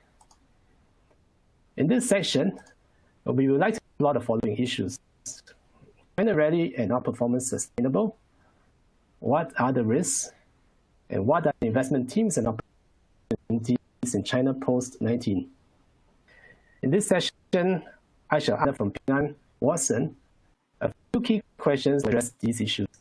He will reply in Mandarin, and I will paraphrase his answer in English and share some of my thoughts too. So let's start off with the first question. Okay, well, we are seeing signs of China A-share bubble now, like what happened in 2015. How sustainable is the rally this time around? We have seen how big China rallies in the past have not lasted very long and ended with steep corrections. Hello, Watson? 我可以听到你，可以听到我吗？ Can you hear me? Yeah, 我可以听到你，谢谢 Watson。我们可以继续了。Yeah. OK， 我们先给我回答。那么我们觉得这一轮反弹呢，这个其实还是有这个比较强的基本面的支撑的，跟之前呢也是不太一样的。第一个因素呢，就是我们现在的其实市场还是分化比较严重，都是这个基本面比较好的这些股票涨的其实是比较多的，而且很多股票是创出了这个新高的。那么我们其实这些公司呢，其实很多都是在这个未来的技术创新的方向啊，还有这个消费升级的方向，都是质地非常优秀的公司这一点跟之前是不太一样。那第二点呢，就是说我们这个现在投资者的结构跟之前的话也不太一样。我们现在其实这个普通的这个散户的投资者的占比是越来越低的，我们这些机构投资者的占比其实是越来越高，他们的行为也更加理性，更加这个提供的价值。第三点呢，就是说我们现在这个政府的一些监管的这个措施还是这个比之前也有很大的这样一个进步，使得我们市场的其实波动的风险也在逐渐的这个降低那么我觉得就是这些因素吧，使得我觉得未来我们其实这个市场的这个在经济逐渐复苏的背景下，未来还是会能够持续的这样一个比较平稳上涨的这样一个状态。Hi Mark。好，Watson，谢谢你回答。Okay, everyone, let me share the screen with you first. There are several differences between the rally this time and 2015. Yeah, okay. China-Asia rebound is part of a global recovery driven by unprecedented global liquidity. Overall valuations are not extended compared to other developed markets like the US, Europe, and other Asian markets like India. The market structure has evolved too. In the past, there was a greater weight of old economy sectors like financials, materials, etc. But now, new economy sectors like technology, healthcare, and consumer, which command higher valuation premiums, take up more weight. Valuations for certain industries are high, like technology and healthcare, no doubt. But we have also seen US tech stocks break new highs too. Nowadays, investors are willing to pay a premium for stocks with good mid to long-term prospects and strong competitive advantages. The investor structure has changed. In 2015, it was very much retail dominated. Now the proportion of institutional and foreign investors has risen significantly. There are more channels to invest in the A-shares now. QFII quotas have been abolished, and there is now the Hong Kong Stock Connect, where we have been seeing rising volumes over the years. Margin financing is now more strictly controlled too. The level now is only half that of the 2015 peak. On the economic backdrop, the 2015 market rally took place under weakening economic growth. Now, in 2020, post-COVID-19, the economic recovery is evident and growth is picking up. Now, the government is also pushing hard to reform and develop the capital markets. On the regulator's tone and stance, while the government was initially encouraging of a bull market, the tone is more subdued now. In fact, they are taking preemptive measures to cool down speculative fervor. Monetary policy has been disciplined. We have not seen much rate cuts now, for instance, as compared to the end of 2014 and 2015. Okay, I would like to now share with you another slide to illustrate further positives, structural positives we see in the China-Asia market. Okay, in this slide, it shows that the weight of China-Asia's in global indices is set to increase significantly over the next few years. MSCI has included A-shares into global and emerging market indices since 2018 at 5% inclusion. and now it's at 20% inclusion. In 5 to 7 years, it will reach 100% inclusion, which means that, ceteris paribus, the weight in indices is going to go up by about 5 times, and this will draw in a lot of fund inflows. Moreover, domestic and for household institutional holdings of equities is still very low in China as compared to other developed markets like the US. So there is much increased allocation. So while the Asian market has outperformed this year, we have not seen the exponential rise as past bubbles. Hence, this and with the factors mentioned above, we believe the rally could be more sustainable this time and won't be followed by a crash as happened before.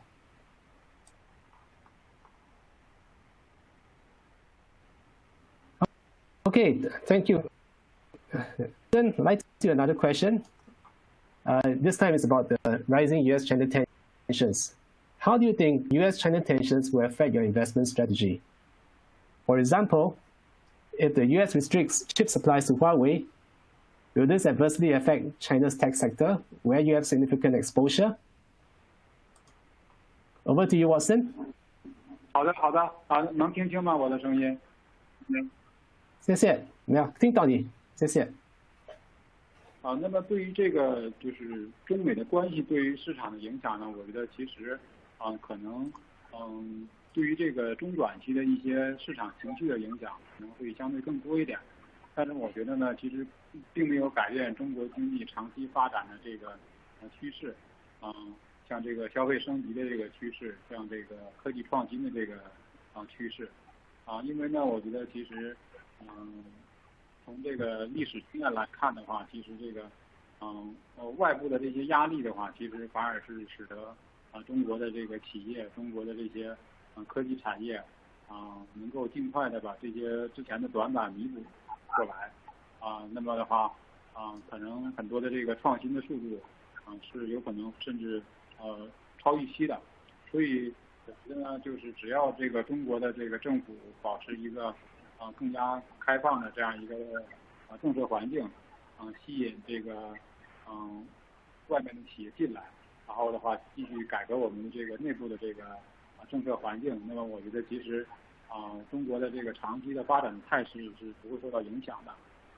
那同时呢，作为投资策略来说呢，我们在短期上也会适当控制一些短期波动的风险，那可能就是会降低一些这个跟这个贸易摩擦、科技摩擦相关的一些板块的一个配置，然后增加一些这个内需相关的一些板块的配置，比如说消费医药这些板块的配置，然后控制一些短期的这个风险。但是对于长期的这个科技创新的一些方向，我们还是长期看好的。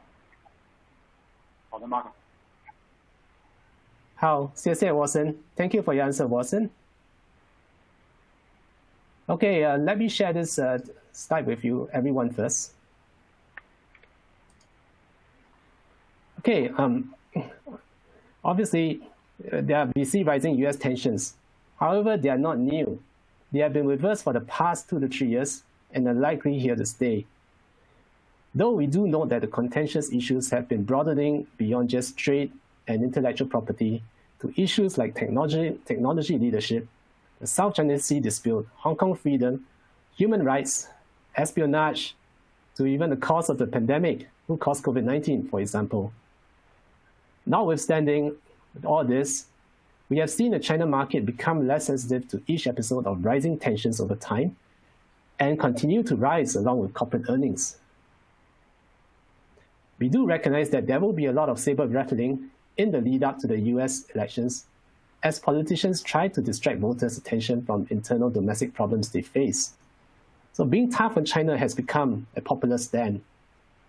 However, we believe the US will stop short of an all-out trade war with China at this time, as they are in a weak economic position due to COVID-19, as compared to 2018 and 19, when they were in a position of economic strength.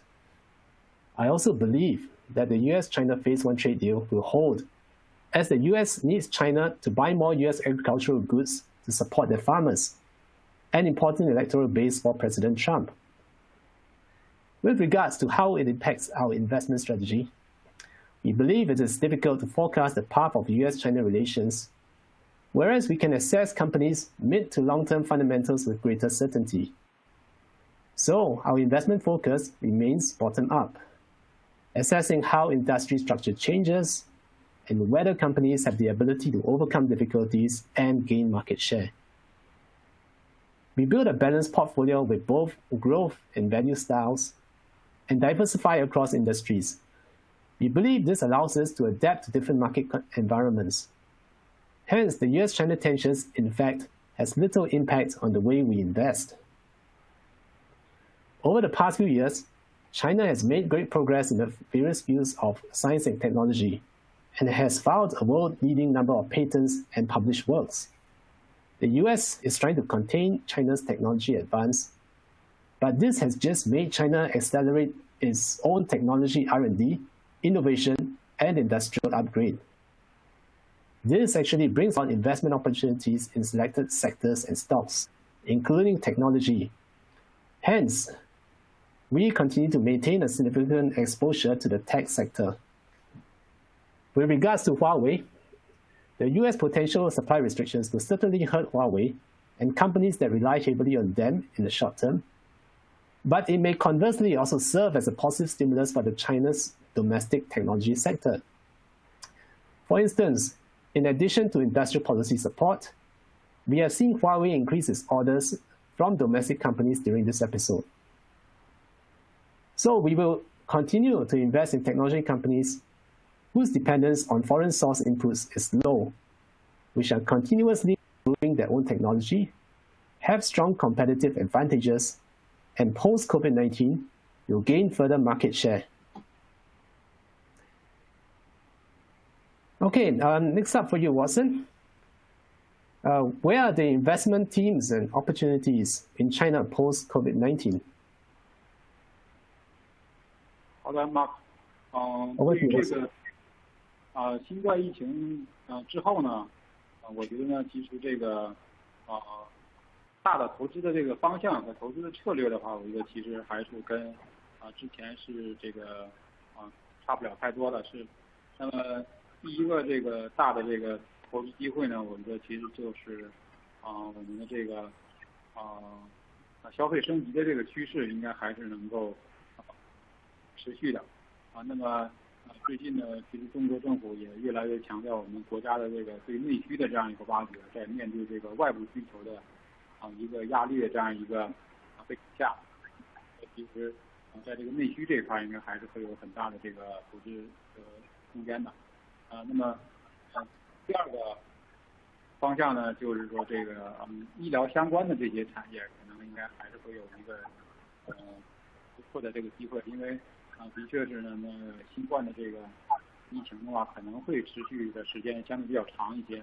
那么相关的医疗器械啊、疫苗啊、创新药啊这些东西的话，应该可能还是会有很大的这个需求的。那么第三个方向呢，就是说还是科技创新的这个方向。那么在这个科技创新的方向的话，现在政府是通过这种加大对这个直接融资的这种体系的一个支持，然后推动这些科技企业的这个快速的这个发展那么我觉得在疫情的期间已经体现了我们一些这个5G 的一些应用后续的话可能还是会有非常多的科技领域的这些投资的机会无论是5G 还是新能源还是先进制造这些产业都是有非常多的机会的。好的吗？好，谢谢 Watson。 Thank you for your answer, Watson. Okay, while global economies and aggregate demand struggle to recover post-COVID-19, massive monetary and fiscal stimulus policies will push up asset prices and increase the polarization between the rich and the poor. The US will continue to look inward, seek to further decouple from China and insource its own supply chain. Other countries will inevitably have to join the dispute and take sides. The trend of deglobalization, or what we term economic involution, could become dominant. In this context, we believe China stands out as an active investment destination for the following reasons. First, China can implement efficient and effective governance and take a long-term view on policy. They don't have to hold elections regularly and provide short-term political quick fixes. Second, their domestic market is huge, with multiple and diverse demand drivers. Third, China still has ample policy ammunition with positive real rates and just a modest fiscal deficit. Fourth, China continues to open up to the rest of the world. Okay, let me show you a next slide on the investment opportunities.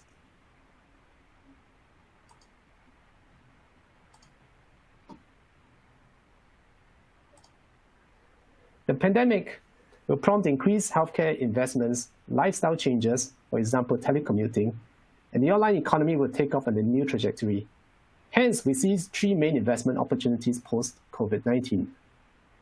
First, medical infrastructure development will accelerate.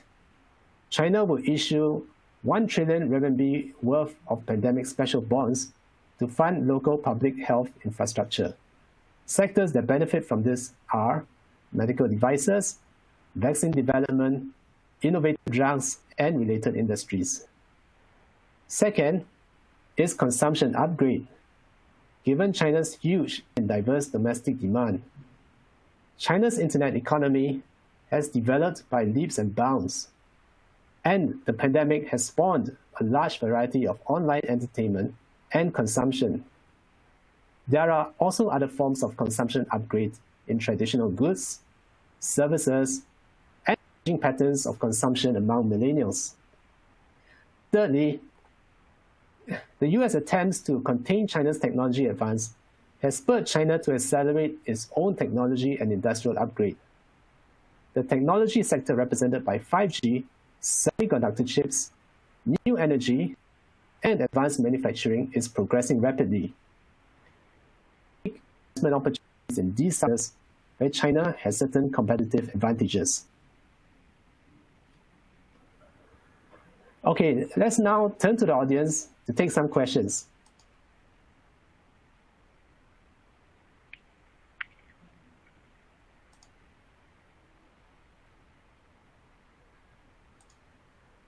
Okay, as we are waiting for some questions from the audience, we have received some questions in advance. So let me go through them first. Okay, this question is, what is the outlook for the China market? Is there still growth recorded over the pandemic period? Has China been increasing foreign expenditure, and in which areas and industries? OK 吗？ Over to you, Watson. OK， 那个2季度的中国的这个经济的增长速度是这个3.2%，这个还是比较不错的一个增长速度。那么下半年呢，这个经济增长速度应该还是会逐季的恢复。那么我们认为呢，就是短期的这个大的这个支出不会有大幅度的这样一个增加，因为这个首先呢，中国这个经济这次的这个刺激的这个政策力度还是比较这个平稳的。完了，第二点呢，就是中国这个对外支出的话，主要是这个石油啊、农产品以及服务的这个支出。中国现在在落实这个中美第一阶段这个贸易协议，会加大这个农产品的这种采购，但是其他行业比如说一些半导体的这些采购，其实肯定就会有所收缩。所以说，我觉得就是整体来看，中国对对外的这个开支的这个增加的话，可能不会特别大。那么增加的话，可能会主要是一些先进的一些机器设备这块的话，可能都是因为国内的这个制造业的这个新增产能的这样一个投资。这块的话，可能很多设备这个国内还没有办法完全替代，需要进口。OK 吗？OK， Watson， 谢谢你的答案。Thank you for your answer, Watson. We have seen China's second quarter GDP grow by 3.2%, which was better than market expectations of 2.4%. and a rebound from the first quarter when GDP fell by minus 6.9%. In fact, I think there are many forecasters out there who think that China's GDP might even exceed the US in the second quarter, as the US is expected to see a plunge in GDP growth. So for China's GDP growth, having achieved 3.2%, much of it was due to the strength of fixed asset investments and even exports too as well, as China continued to gain market share in exports. We have also seen a good recovery in property sales, industrial profits, and strength in certain pockets of consumption such as e-commerce, luxury autos, and home appliances. Looking forward to the second half of the year, we expect GDP growth to reach 5 to 6%, mainly due to a broader base pickup in overall consumption and infrastructure. And having reached that level, we would have returned to pre-COVID-19 crisis levels of 6%. With regards to China's foreign expenditure, it is mainly on agricultural goods, petroleum, integrated circuits, tourism, and other services. China is actively implementing the phase 1 of the China-US trade agreement and increasing the purchase of agricultural products. But demand in other industries have fallen mainly due to the decline in oil prices. China's domestic substitution of semiconductors and the lockdown in travel and other services due to the pandemic has also contributed to the decline in other types of foreign expenditure. However, China will likely increase foreign expenditure in certain other components of advanced machinery equipment as part of the industrial upgrade, which cannot be produced domestically in the short term. Okay, thank you. I'd like to invite the audience to have any questions that we could answer.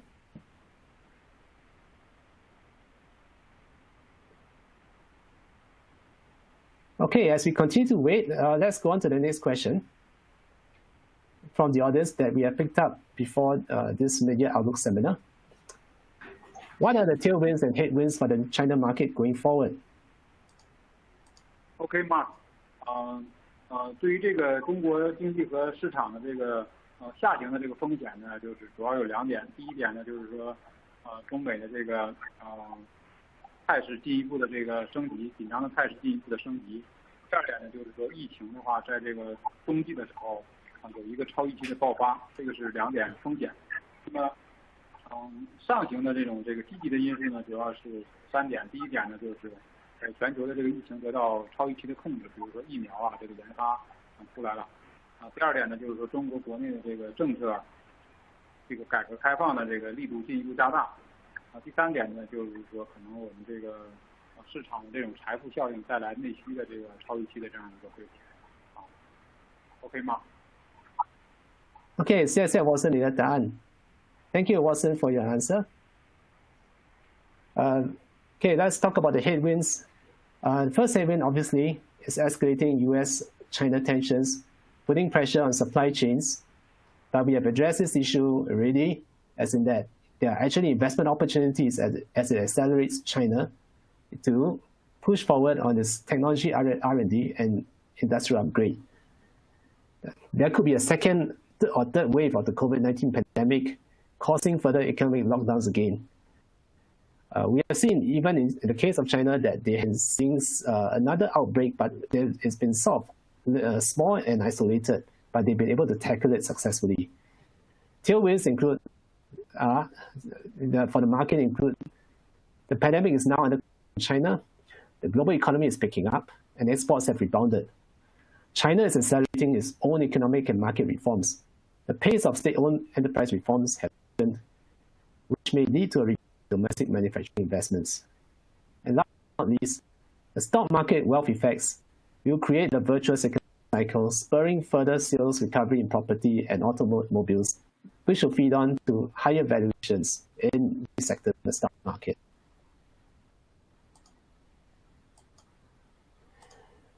Okay. Thank you, Watson, for sharing your unique insights with us and the audience for tuning in. To sum up, we believe China's outperformance is underpinned by its attractive growth prospects and structural positives in spite of COVID-19. The rally this time round should be more sustainable compared to the past. Policy stimulus is leverage is more controlled, and long-term structural tailwinds such as favorable capital reforms. China A shares representation in global indices will also rise significantly.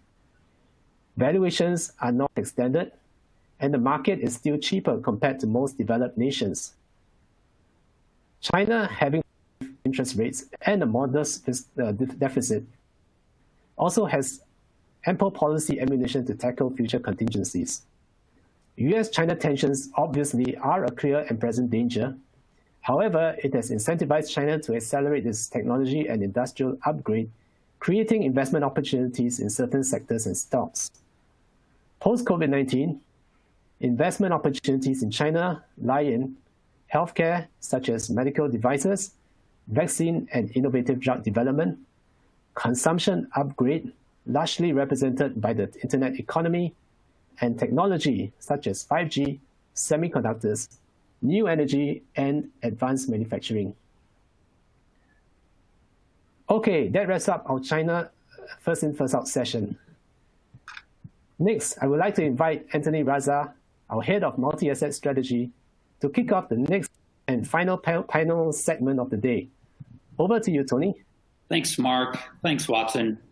And welcome again to our participants to join us in this next segment, where we will have a panel discussion on the risks and opportunities in this post-COVID landscape. On this panel, we have Chong Jin-Ye. He's the Chief Investment Officer at UOB Asset Management. We have Swan Tek Kin. He's the Chief Economist at UOB Bank. We have Chu Qian. He is a Senior Director of multi-asset funds at UOB Asset Management. And we have Chester Liao, who is the rates and FX strategist at UOB Asset Management.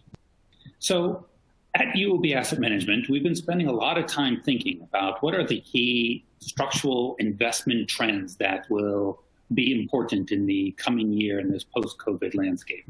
And in fact, we've authored a white paper that highlights and summarizes most of our views. I believe this paper is available on your dashboard. There's a link that you can read. But let me turn to Chen now, who is a co-author of that white paper, and let me get him to summarize our key findings. Chen, can I ask you to go ahead and summarize your views on the structural trends in the post-COVID landscape? Thank you, Tony.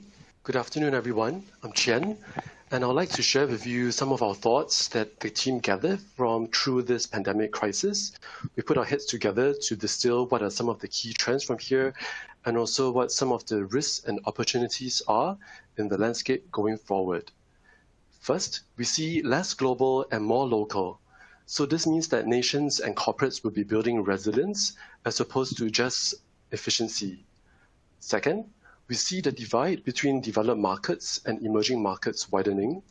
The differences that they have will accentuate, and some of the questions that are raised is whether emerging markets would emerge from this crisis or would they submerge into this crisis. The other theme that we think would last will also be the lower for longer interest rate environments. Clearly, central banks want to stimulate the economies, but I think there are also risks inherent with their very innovative approach as well. We'll discuss that. And finally, we see a fluid, volatile market conditions going forward from here. This is actually not new. This has actually been with us already before the COVID days, but I think we'll see more of that going forward from here. Okay, so this first chart shows you how we think globalization would now be stalled, in the sense that economies will be reversing, the globalization trend will reverse, with economies moving into more siloed economic blocks. The pandemic has raised the dangers of tightly linked supply chains, and we expect a manufacturing renaissance in the developed markets with more localized supply chains. So the emphasis now going forward would be on resilience and not just efficiency. So a shift towards just-in-case manufacturing and not just-in-time manufacturing. And this has implications for corporates and for end consumer markets. So this chart shows you that for the most part of it, the US and the Japan markets, developed markets, have been pretty much dependent on China as a low-cost supplier. But going forward from here, we see that these very large economies will decouple from China. So this is one trend that we see that has already occurred even before the COVID, and this would just accentuate going forward from here. Next, we move on to the divide between the developed markets and emerging markets. We see debt issues coming up front, eventually from here.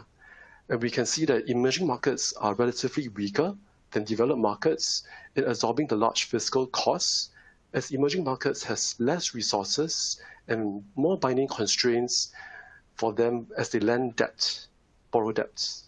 And they will likely, the economies may crumble under the piling healthcare costs that are coming up for them. So this chart shows you how that as a percentage of GDP for developed markets have soared, but we think that most of them being reserve currencies, they'll be able to enact the fiscal tightening that would allow them for a so-called beautiful deleveraging. But for emerging markets, we think that it will be challenging and that they will face very painful fiscal adjustments from here going forward. And one of the questions that now policymakers that they're wondering about, including our Minister Tharman, is that whether would emerging markets emerge or submerge, especially if global trade stalls after COVID-19. Moving on, the next slide shows you the lower for longer interest rate environment. We can see that central banks have already unleashed unprecedented quantitative easing. The US has dropped interest rates to 0 and committed to unlimited QE, and as well as initiated a wide array of intervention facilities, including the purchase of BBB corporate bonds. The latest guidance from the US Fed shows that monetary policy may only come after 2022. And this chart shows you the gray line, the one that is declining, shows you how the Fed's estimate of the neutral real Fed funds rate continue to decline from here. And that's growth also, their expectations for growth also remains fairly low at around 2%. And overall, we think that interest rates would stay low, below 1.5% for at least 1 to 2 years out. And the issue with this is that this heightens financial market fragility. And this already we have seen some of these fragility cracks happening before COVID-19 days as well. Moving on to the next slide, with developed markets, even emerging markets enacting such monetary and fiscal stimulus, we expect financial markets to remain vulnerable to bouts of volatility swings or drawdowns, and as asset bubble builds up, and as well as inflation fears spike. So this chart shows you a positive correlation between the M3, the monetary base, and as well as their core inflation. So this is something that we already are seeing in some of the fixed income markets, such as the break-even inflations further out. This has already started normalizing, clearly not as high as pre-COVID days, but we see that already fears of that coming through. And this is, to me, is just what market pricing. But I think what would really cause markets to panic will be when there's fears that inflation may be unarrested from there. And we have seen some of that. So these are some of the volatile market conditions that we anticipate, some of the risks that we see that would continue even after COVID-19 ends. So overall, I would say these are challenging but exciting times for investors. So having said that, I think there are strategies that we can use to navigate through this landscape. First off, we think that active asset allocation strategies and as well as income-based strategies based on credit and as well as dividend yields would be resilient and would do well through this tricky and fluid market conditions. Second, we think that investing that is focused more on resilience as opposed to efficiency will pay off for investors. The reason being that investors would pay up for companies that can strive and survive, even flourish in the harsh environment going forward from here, as they adopt technology and new tools to plot their way forward. Next, we also see ESG, sustainable investing with ESG as an enduring theme from here. For example, medical systems and infrastructure will need to be strengthened, and demand for insurance services from both consumers and businesses will clearly be picked up, will sustain from here going forward. So yes, these will give you a sense of our strategies that we think will navigate through. And let me turn the time back to Tony. I think one of the key questions that investors have would be whether it would be an inflationary or deflationary environments going forward. Back to you, Tony. Thanks, Chen. As Chen alluded to, global policy has been very aggressive. We've seen in the major economies, we've seen fiscal policies that have ranged between 10 to 40% of GDP. We've seen central banks slash interest rates and enact large quantitative easing programs. In the US alone, we've seen over 3 trillion of fiscal stimulus and over 3 trillion of quantitative easing. And one of the questions we get asked the most is, how long can this go on? Surely there must be a constraint to all this. And yes, historically, we have seen the ultimate constraint on this, and it has always been inflation. And so I want to drill down on that theme a bit more. And in fact, we've set up a bit of a debate of sorts between, firstly, between Jinye and Chester, and then Tekin will come in and moderate this debate.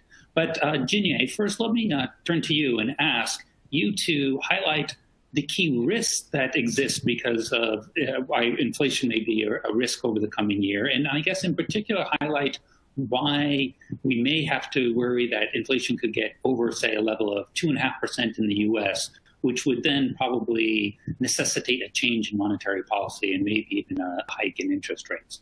So Jinye, let me first turn to you to make the case. Okay, thanks, Tony. Well, I suppose in the short term, because of the demand destruction due to lockdowns in global economies, it will be deflationary in nature. But beyond the next 2 years or so, there are 3 reasons I think inflation will come and haunt us in a way. First is the supply chain that are going to be localized, or sometimes we term it as deglobalization, which will reverse the disinflationary trend that we had in the past many years globally. Second, at the company level, companies are probably emphasizing more on resilience versus efficiency. So in other words, higher cost, but lower output. Maybe a stagflation in the making. And last but not least, the huge expansion of monetary base that has been introduced by all the central banks. In addition to that, the direct fiscal spending, to individuals and businesses, will eventually push up the velocity of money in circulation, which will likely to lead to inflation further down the road. While I'm not painting a picture of hyperinflation, but the fear of inflation trending higher, as we experienced in 2013 and 2018, the taper tantrum that caused the central bank to start considering quantitative tightening. As a result, yield spike and market crash. In addition to that, one other area that I'm actually more worried is asset price inflation. We have seen in the past 10 years, since the GFC, how equity, how high yield market has been going up. And now gold is probably another area of focus. And this asset price inflation will continue given the plentiful liquidity in the system. And as we speak, one other area of bubble that is growing is the government debt bubble. With all the fiscal stimulus and with all the monetary easing, this is a bubble that we need to watch quite carefully over the next 3 to 5 years. With that, I pass it back to you, Tony. Okay, thanks, Jinye. And I do find those points sufficiently worrisome.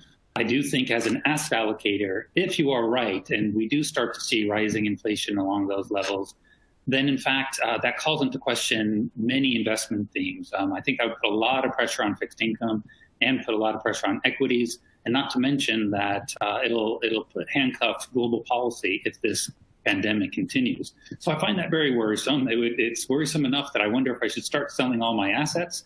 But before I do that, let me turn to Chester. Chester, why don't you highlight for us the disinflationary view and why maybe you should talk me down from being too alarmed. Okay, thank you, Tony. And thank you, Junior, for his points.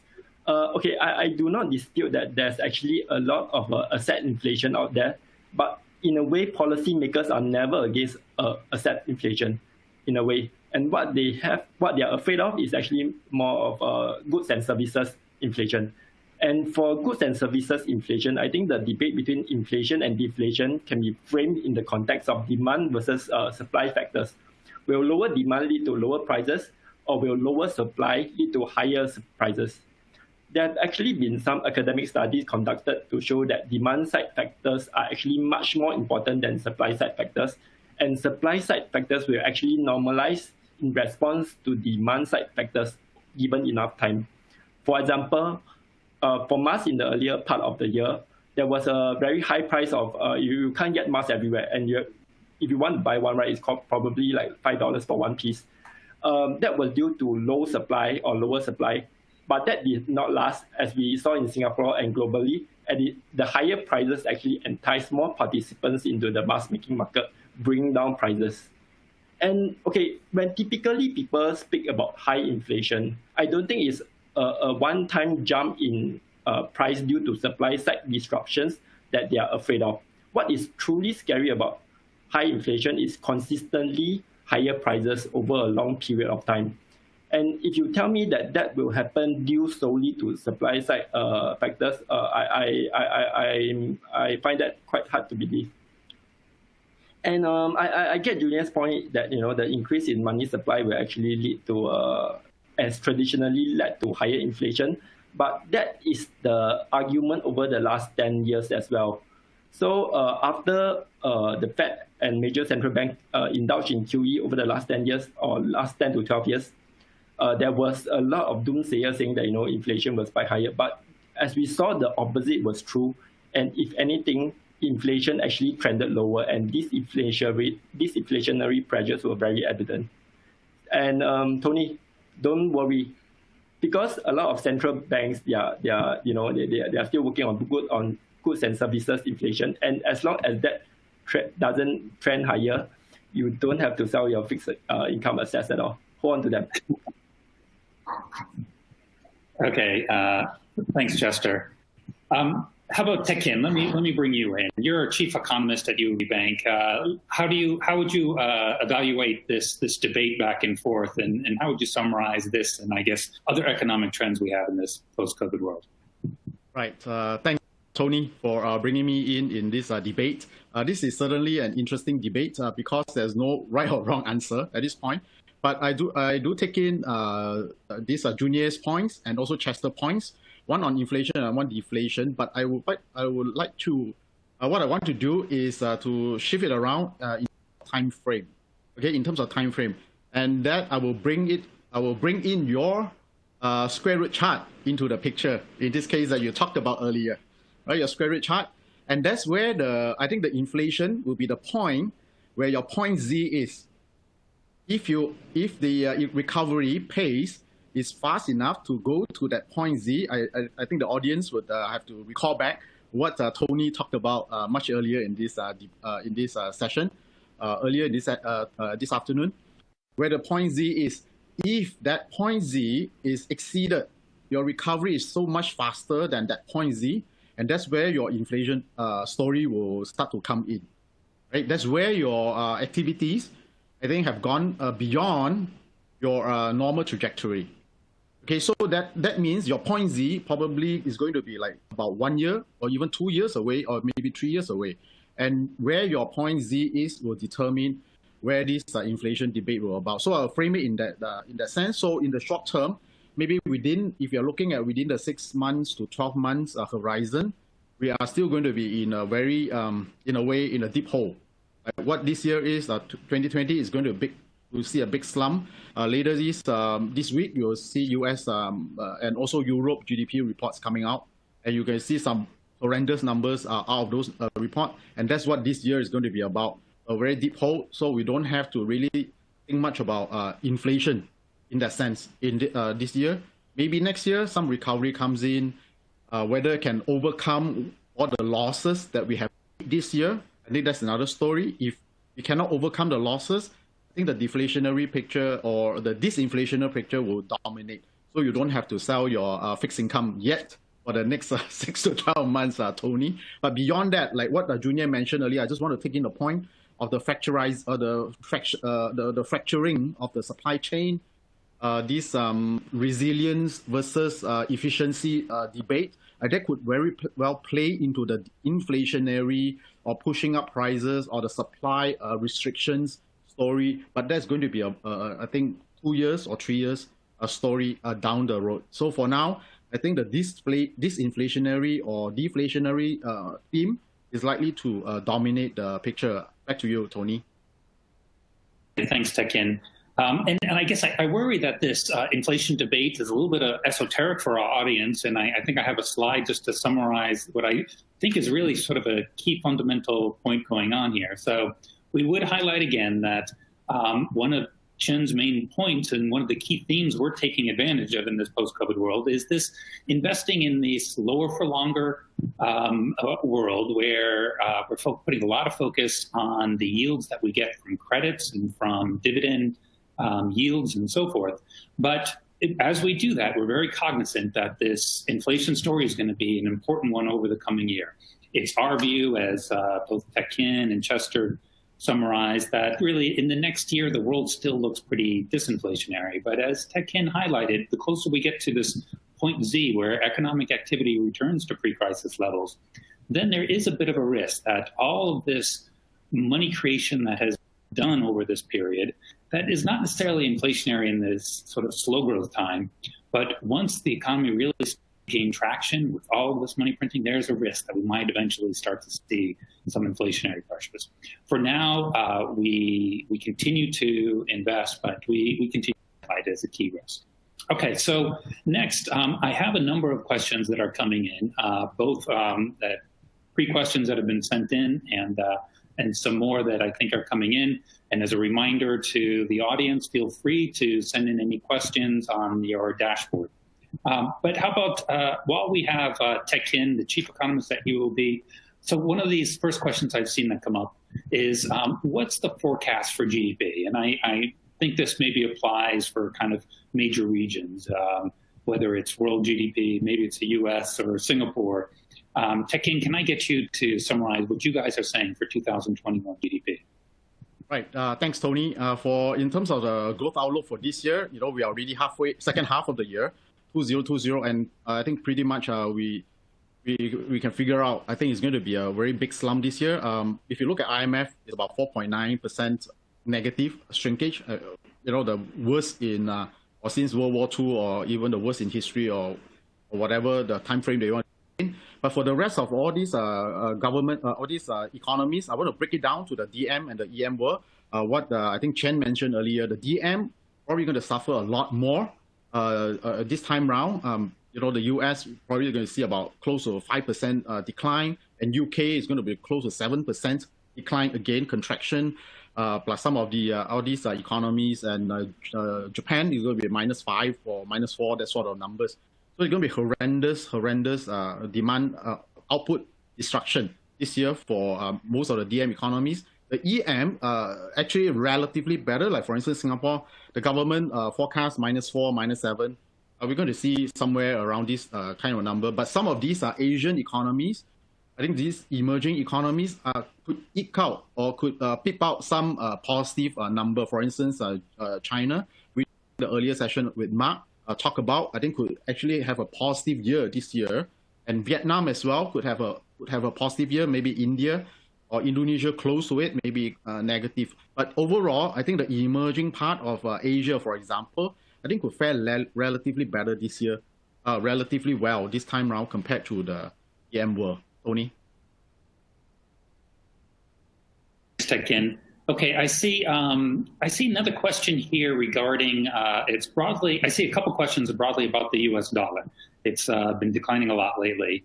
And so I first want to maybe turn to Chester and ask you to summarize the outlook on the dollar. But a key part of this question says, a couple of these are framed this way: what's the impact of the weaker dollar on investments? And another one is what's the best way to buffer the decline in the dollar? So I think regarding investments, next after Chester, Jinya, I'll turn to you and ask you for strategies on how to deal with this weaker dollar world. So Chester, first. Okay, hi, Tony. Thank you for the question. Hi. Okay. Okay. Let me summarize on what actually happened in the dollar over the past 3 months. So in aftermath, right, when we saw the large sell-off, we saw dollar actually trend very much higher. That's because, you know, in times of fear, in times of risk aversion, actually dollar is at a safe haven, and people actually beat up the dollar. But subsequently, despite the real economy still being in the doldrums, central banks throughout the world actually pumped a lot of dollar into the system and actually brought risk aversion down, and people actually took on a lot of risk, even though, you know, the global economy was still not doing well. And that actually caused the dollar to fall subsequently all the way thereafter. And recently we saw several episodes that actually lent support to dollar weakness, which was the EU recovery fund. So the EU leaders actually came up with a very structural impetus to actually for fiscal integration, which actually boosted the euro and weakened the dollar. And okay, right now for UOBAM, our house view is actually sideways movements for the dollar with a slight downward bias. We acknowledge that there's actually a lot of downward momentum on the dollar, and that risk sentiment is actually quite high now, which will actually weigh on the dollar. But at the same time, over the longer term, we think that the dollar will not actually fall too much too fast, because at the end of the day, in this current environment, there will not be a lot of central banks that would dare to front run the Fed, and that it's very hard to normalize before the Fed does. And if we think about it in this manner, the Fed will raise rates before anyone else, and that will give some support to the dollar in the longer term. Thank you, Tony. Okay, thanks, Chester. I think we're down to our last 5 minutes, but Jinya, I wanted you just to comment. Part of that question was, how does this affect our investments? Do you have any comments on things we can do to buffer this risk?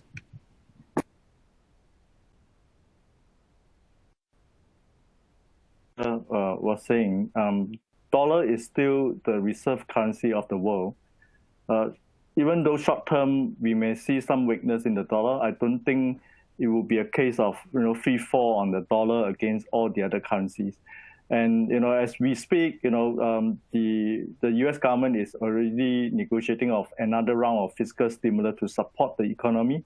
And definitely, I think some of this will still continue to bolster the strength of the U.S. economy versus the rest of the other developed country.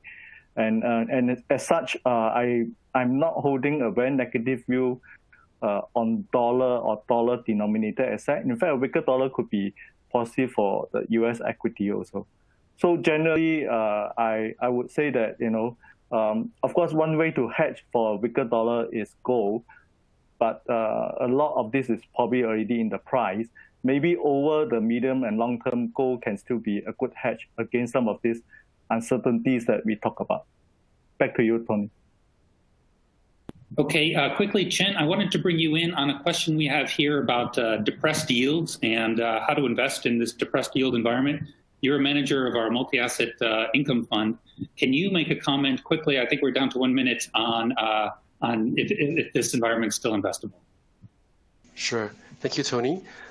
Yes, yields are depressed, but let me split the yields into two parts. The first part is the risk-free component. That is clearly very, very depressed, as what we know. The other part is the credit spreads that we have. Actually, spreads, I think you guys highlighted earlier, is actually still not as tight as pre-COVID days. In short, I think there is still scope for the spreads to tighten, for investment-grade spreads, even also high yield as well, to tighten from here. So therefore, in short, I would say that there is still a very good opportunity in investment-grade credit. So yes, so that sums up. So credit will still remain a stable part of investors' portfolios. Yeah, that's it from me, Tony. Okay, thanks, Jen. And finally, let me just ask Tech Kin, do you have any sort of summary words that you can give to this panel? Sure. I think because of this debate, especially the inflation, deflation, disinflation, or inflation or deflation, I think it's a very highly uncertain, and the environment is very uncertain, and it's so uncertain to the extent that our fund manager here, Tony, you have to sell your assets before Chester stopped you. So I think important for the retail investors as well, especially, to have a reliable fund investment company to manage your assets as well. So I think, like Boon Kiat mentioned earlier, there's a robo investment program that's already launched by UOB Asset Management. So in this uncertain environment, I think better keep your money with a reliable fund manager like UOB Asset Management. So thank you for your time and also for joining. Thanks, Tony. Well, thanks, Tech Kin, and thanks for all the support from the bank side. Okay, so to wrap things up for the day, I want to turn it back over to Jinye for some conclusions on our overall webcast day. Jinye. I want to thank all of you for joining us and all our speakers and partners from all over Asia. I hope this afternoon's discussion were useful and you gained something from it, as much as we have learned from putting this together online. Digitalization and the heightened adoption of technology is one of the trends that has been accelerated by this pandemic. Other issues and many questions have also thrown up in these extraordinary times, which was why we felt it is important to share with you our views on the topic that we had curated for you today.